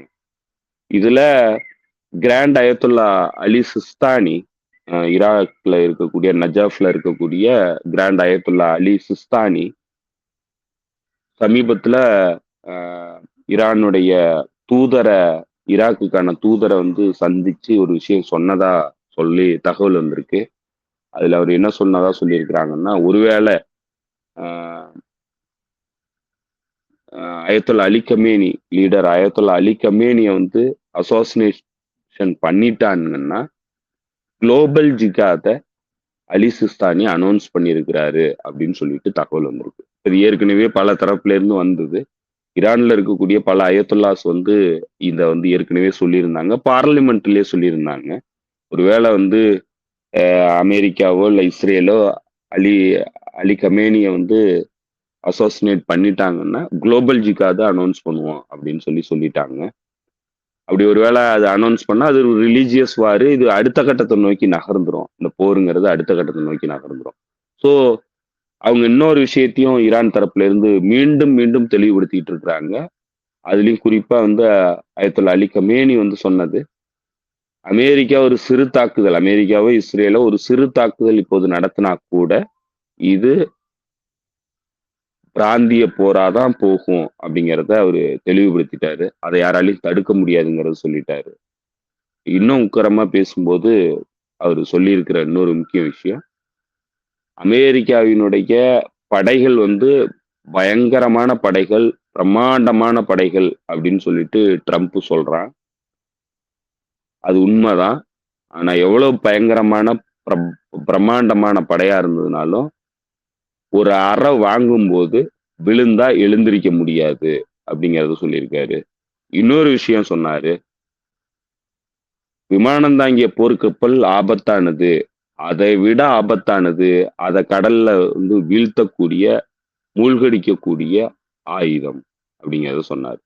ஸோ அவங்க கிளியரா சொல்றாங்க, நீ இந்த முறை போருக்கு வந்தன்னா இது வாழ்வா சாவா போர் தான், உன்னைய இந்த பகுதியிலிருந்து அழிக்காம நாங்க வந்து ஓய மாட்டோம், உனக்கும் எதிரும் எனக்குமான இறுதி போராதான் இது நடக்குங்கிறத அவங்க தெளிவுபடுத்துறாங்க. அதே போல இந்த பகுதியினுடைய பல சக்திகள், பல சின்ன சின்ன மொனார்கிக் அடிமைகள் கடந்த போர்லயும் சரி, அதற்கு முந்தின நடவடிக்கைகளையும் சரி, ஈரானுக்கு எதிராகவும் ஆக்சிஸ் ஆஃப் ரெசிஸ்டன்ஸ்க்கு எதிராகவும் தொடர்ந்து வந்து இயங்கிட்டே இருக்கானுங்க மிலிட்டரி ரீதியா. அதுல குறிப்பா அசர்பைஜான், அலியேங்கிற அசர்பைஜானுடைய தலைவர் வந்து நேரடியாவே கடந்த போர்ல அவங்களுடைய உதவி வந்து இஸ்ரேலுக்கு இருந்துச்சு. அசர்பைஜான், யுனைடெட் அரப் எமிரேட்ஸ், குறிப்பா வந்து யுனைடெட் அரப் எமிரேட்ஸ்ல 5 பகுதியை வந்து அங்க இருக்கக்கூடிய அனலிஸ்ட், ஈரானுடைய அனலிஸ்ட் மார்க் அவுட் பண்ணி சொல்றாரு. இதுல 3 இடங்கள் டாஸ்னிம் நியூஸ் ஏஜென்சி போட்டோவை வெளியிட்டிருக்கு. 3 இடங்களுடைய மேப் வந்து வெளியிட்டிருக்கு. எந்த கேப்ஷனும் போடல, எதுவும் எழுதல.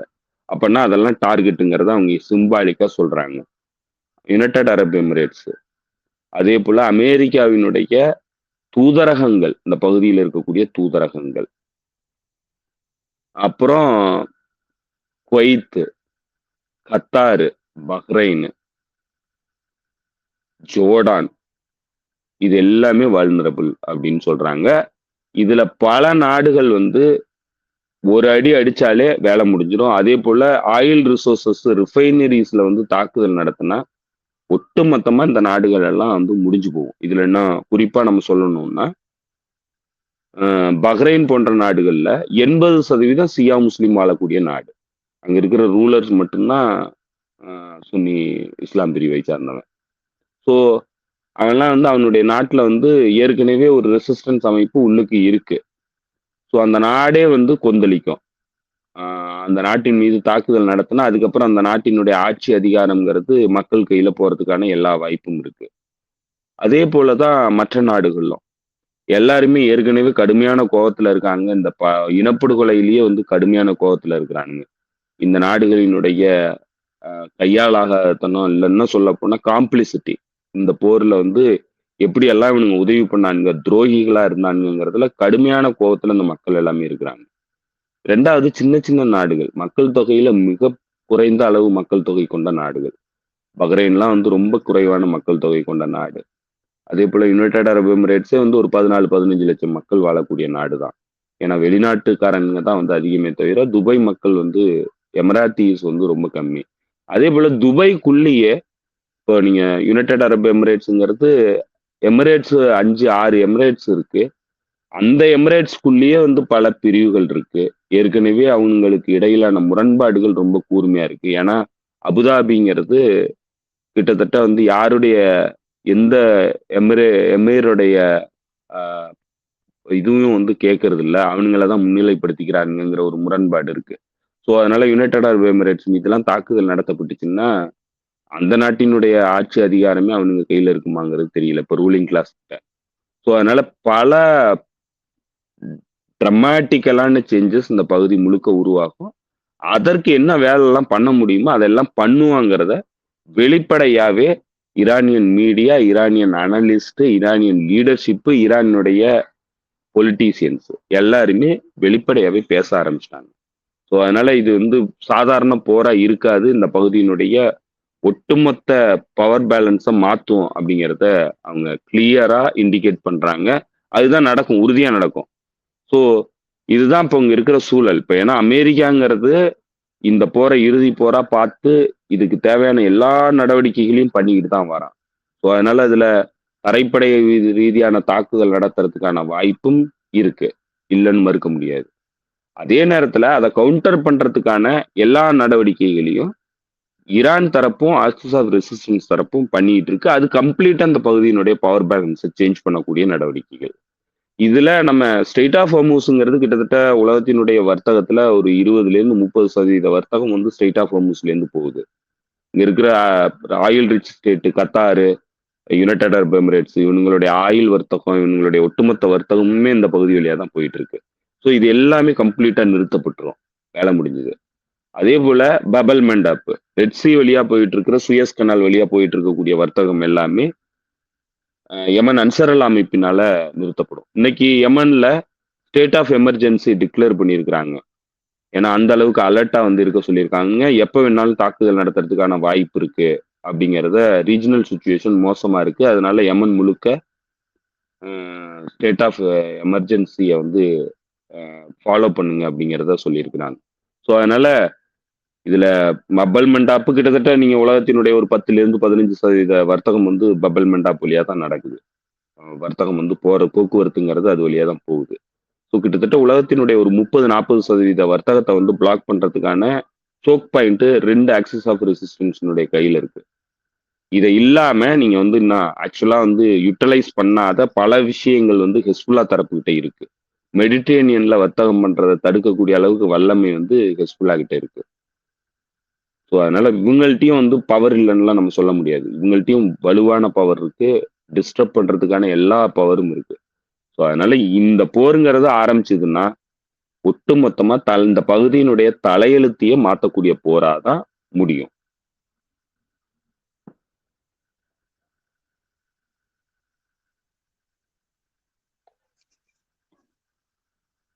பார்க்கலாம் தோழர். இது அடுத்து இது எங்க நகரப்போகுது, என்ன இது போகுது, ஒரே பதட்டமா தான் இருக்கு. இந்த நைட்டு எப்படி போகும், அந்த நைட்டு எப்படி போகும், தினமும் காலையில எழுந்திரிச்ச உடனே போன் எடுத்து பாக்குறது, என்ன என்ன எது நடந்துருச்சா எதுவும் பண்ணிட்டாங்களா அப்படின்னு. ஏன்னா பல தாக்குதல்களை நம்ம அப்படிதான் திடீர்னு ஏர்லி மார்னிங் தான் பார்த்தோம். அப்படி நடுசாமத்துலலாம் இப்பெல்லாம் முழிப்பு வருது. இங்கே கிளம்ப 2 மணிக்கு 3 மணிக்கெல்லாம் முடிச்சு உடனே எழுந்திரிச்சு பாக்குறேன் என்ன நடக்குது, ஏதாவது நடந்துருச்சா நைட்ல நம்ம தூங்கிட்டு இருக்க நேரத்துல அப்படின்னு பார்க்க வச்சுட்டாங்க. ரொம்ப பதட்டமா தான் இருக்குது. பார்க்கலாம் அப்படி என்ன அடுத்தடுத்து என்ன நடக்க போகுதுன்னு தெரியல, பார்ப்போம். வேற ஏதாவது ஆட் பண்ண வேண்டியிருக்கா தோழா உங்களுக்கு? இதுல இன்னைக்கு ஈரானுடைய ஃபாரின் மினிஸ்டர் அப்பாஸ் அராக்சி வந்து வியாழக்கிழமை ஜெனீவால கூட்டம் நடக்கும் அப்படிங்கிறத சொல்லியிருக்கிறாரு. அதுக்கு முன்னாடி நாங்க வந்து ப்ரப்போசலை கொடுத்துருவோம் அப்படிங்கிறத சொல்லியிருக்கிறாரு. இப்போ இவனுங்க சொல்றது அதே போல இந்தியாவினுடைய பிரைம் மினிஸ்டர் வந்து நரேந்திர மோடி இஸ்ரேலுக்கு புதன்கிழமை போறதா தகவல் வருது. நெத்தன்யாகு அனௌன்ஸ் பண்றான், நாங்க வந்து இஸ்லாமியர்களுக்கு எதிரான ஒரு அணியை வந்து உருவாக்குறோம். அதுல இந்தியா, சைப்ரஸ், கிரீஸ், இன்னும் பல ஏசியன் நாடுகள் எல்லாம் சேர்ந்து ஒரு அணியை உருவாக்க போறோம் அப்படிங்கிறத சொல்லியிருக்கிறான். இது எந்த அளவுக்கு உண்மை என்னங்கிறது தெரியல. அப்படி போனுச்சுன்னா இந்தியா எதுக்காக போகுதுங்கிறது நமக்கு தெரியல. இங்க இருக்கிற இஸ்லாமோபோபியோங்கிறது, இஸ்லாமியர்களுக்கு எதிரான மனநிலைங்கிறது இந்த சங்கி பயல்கள்கிட்ட இருக்கு. அது இந்திய அரசாங்கத்தினுடைய நிலையா அப்படிங்கிறதையும் நம்ம கேள்வி எழுப்ப வேண்டியிருக்கு. அது ஒருவேளை பாகிஸ்தானுக்கு எதிரான நடவடிக்கைக்காக இவனுங்க போறாங்களான்னு தெரியல. எந்த பின்னணியில அவன் வந்து சன்னி சியா எக்ஸ்ட்ரீமிஸ்ட் கண்ட்ரீஸ்க்கு எதிரான அமைப்புகளுக்கு எதிரான ஒரு கூட்டணியை நாங்கள் உருவாக்குறோம் அப்படின்னு சொல்றான். இனப்படுகொலையாளர்கள் கூட வந்து இந்தியாவுக்கு உறவு கொள்றதுல இதுல ஒன்றும் புதுமையானது இல்லை. அதுல ஒன்றும் எம்பாரசிங்கான ஒரு நாடும் கிடையாது, வெக்கம் சூடும் இருக்கிற மாதிரி தெரியல. ஏன்னா இலங்கை கூட இன்னும் உறவுல தான் இருக்கிறாங்க. ஸோ அதே மாதிரி இஸ்ரேல் கூட உறவுல இருக்கிறதுல இவங்களுக்கு எந்த சிக்கலும் கிடையாது. இங்க பல கல்வி நிறுவனங்கள், பல அஹ், அஹ், அரசு நிறுவனங்கள்ல இஸ்ரேலினுடைய முதலீட்டோட அஹ், பல நிகழ்ச்சிகள் வந்து இங்க நடந்துகிட்டு தான் இருக்குது இந்தியாவில். ஸோ அதனால இந்தியா ஒன்றும் இதெல்லாம் வெக்கப்படுறதெல்லாம் இல்லை. இனப்படுகொலை பண்றதெல்லாம் வந்து சர்வசாதாரணமான விஷயம் இந்தியாவுக்கு. ஏன்னா அந்த மாதிரியான சுப்பீரியாரிட்டி சுப்ரிமசி கான்செப்ட்ல உருவான வேத கலாச்சாரத்திலேருந்து வந்த நாடு தான் இந்தியா. ஸோ அதனால இதுல ஒன்றும் அடிப்படையா அப்படியானது தான். இந்திய கலாச்சாரம்ங்கிறது அடிப்படையிலேயே அந்த மாதிரியான ஒரு ரேசிஸ்ட் கலாச்சாரம் தான். ஸோ அதனால இந்தியா ஒன்றும் பெருசாலாம் இதுல நம்ம ஆச்சரியப்படுறதுக்குலாம் எதுவும் இல்லை. என்ன இவ்வளவு காலம் இவனுங்க சொல்லிக்கிட்ட அமைதி அஹிம்சா அப்படின்லாம் சொல்லிக்கிட்டதெல்லாம் பொய்ங்கிறத இன்னைக்கு எக்ஸ்போஸ் பண்ணிட்டு இருக்கிறானுங்க. அவ்வளவுதான். காங்கிரஸ் கட்சி உருவாக்கி வச்சுக்கிட்டு இருந்த காந்தி காலத்திலேருந்து உருவாக்கி வச்சுக்கிட்டு இருந்த பிம்பம் எல்லாமே பொய் அப்படிங்கிறத இன்னைக்கு தெளிவுபடுத்திட்டு இருக்கிறானுங்க. இவனுங்களும் ஒரு ஹிஜோமனிக் பவர் அப்படிங்கிறத காட்டிக்கிட்டு இருக்கிறானுங்க. ஸோ ஆப்பர்ச்சுனிஸ்ட் அப்படிங்கிறதையும் காட்டிக்கிட்டு இருக்கிறானுங்க. ஸோ அதனால இவனுங்க எல்லாம் சேர்ந்து ஒரு அணியை உருவாக்க போறதா சொல்லியிருக்கானுங்க. இந்தியன் பிரைம் மினிஸ்டர் வந்து புதன்கிழமை அன்னைக்கு இஸ்ரேல் போறதா சொல்லியிருக்கிறாங்க. எனக்கு தெரிஞ்சு அப்ப புதன்கிழமை போறாங்கன்னா அப்ப புதன்கிழமை வரைக்கும் தாக்குதல் நடத்த மாட்டாங்க அப்படிங்கிற ஒரு ஹோப்ல ஈரான் வந்து தூங்கிரும் அப்படின்னு நினைக்கிறானுங்களா என்னாலும் தெரியல. அதே போல வியாழக்கிழமை அன்னைக்கு அவனுங்க கூட்டம் ஜெனீவால நடக்க போகுதுன்னு சொல்றதுலயும் சந்தேகம் இருக்குது. எனக்கு தெரிஞ்சு அதெல்லாம் வந்து இப்ப சரி இதெல்லாம் நடந்துட்டு இருக்கு, போன முறை மாதிரி இதெல்லாம் நடந்துட்டு இருக்கு. ஸோ அதனால இப்போ வந்து தாக்குதல் நடக்காதுன்னு சொல்லி இவங்க கொஞ்சம் கேர்லெஸ்ஸா இருந்தாங்கன்னா இந்த இடைப்பட்ட காலத்துல இன்னைக்கோ நாளைக்கோ கூட தாக்குதல் நடத்துறதுக்கான வாய்ப்பு இருக்கு. சிஐஏனுடைய விசில் ப்ளோவர் முன்னாடி வந்து இப்ப முன்னாள் சிஐஏ இன்டெலிஜென்ஸ் ஆய்வாளராக இருந்தவர் வந்து நேத்தோ முந்தானத்தோ ஒரு விஷயத்த சொல்லியிருக்கிறாரு. ஏற்கனவே தீர்மானம் பண்ணிட்டாங்க. அதுவும் குறிப்பா வந்து சிஐஏ குறிப்பா இந்த வாஷிங்டன்ல இந்த பேச்சுவார்த்தைகள்ல ஈடுபட்டுக்கிட்டு இருக்கக்கூடிய முக்கியமான நபர்கள் கூட தொடர்புல இருக்கக்கூடியவர், அந்த கூட்டத்துல இருந்தவர், அவருடைய ஃப்ரெண்டுக்கு பேசினதா வந்து ஒரு விஷயத்த சொன்னதா இவர் சொல்றாரு. திங்கள் அல்லது செவ்வாய்க்கிழமை அன்னைக்கு தாக்குதல் நடத்துறத ஏற்கனவே திட்டமிட்டுட்டாங்க. திங்கள் செவ்வாயில தாக்குதல் நடக்கும் அப்படிங்கிறத அவர் சொல்றாரு. அப்போ இவனுங்க சொல்ற இந்த டிசப்ஷன் முயற்சியா இந்திய பிரைம் மினிஸ்டர் இஸ்ரேல் வர்றேன்னு சொல்றது புதன்கிழமை, அதே போல வியாழக்கிழமை அன்னைக்கு ஜெனீவால கூட்டம் நடக்கும்னு சொல்றது, இது ரெண்டுமே டிசப்ஷன் முயற்சிங்கிறது இவர் சொல்ற தகவல்ல இருந்து நம்மளால கிளியரா உணர முடியுது. அதுதான் நம்மளுடைய அனுமானமாகவும் இருக்கு. இன்னைக்கு இஸ்ரேல் பிரைம் மினிஸ்டர் வந்து செக்யூரிட்டி அபிஷியல்ஸை வந்து மீட் பண்றான் ஈரான் தொடர்பா விவாதிக்கிறதுக்கு. ஸோ இப்போ இது எல்லாத்தையும் பார்க்கும்போது இன்னைக்கு விடிய காலமே வந்து தாக்குதல் நடக்கிறதுக்கு வாய்ப்பு நிறையவே இருக்கு.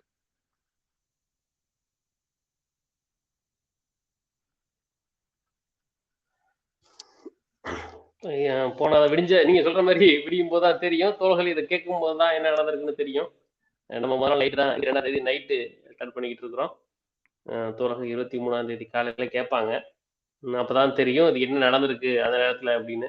பார்ப்போம் வேற நிகழ்வுகள் எப்படி போகுதுன்னு பார்ப்போம். உங்க நேரத்துக்கு மிக்க நன்றி செந்தில் தோழர். நன்றி தோழர். தோழர்களுக்கும் நன்றி. மீண்டும் சந்திப்போம் தோழர்களே. நன்றி, வணக்கம்.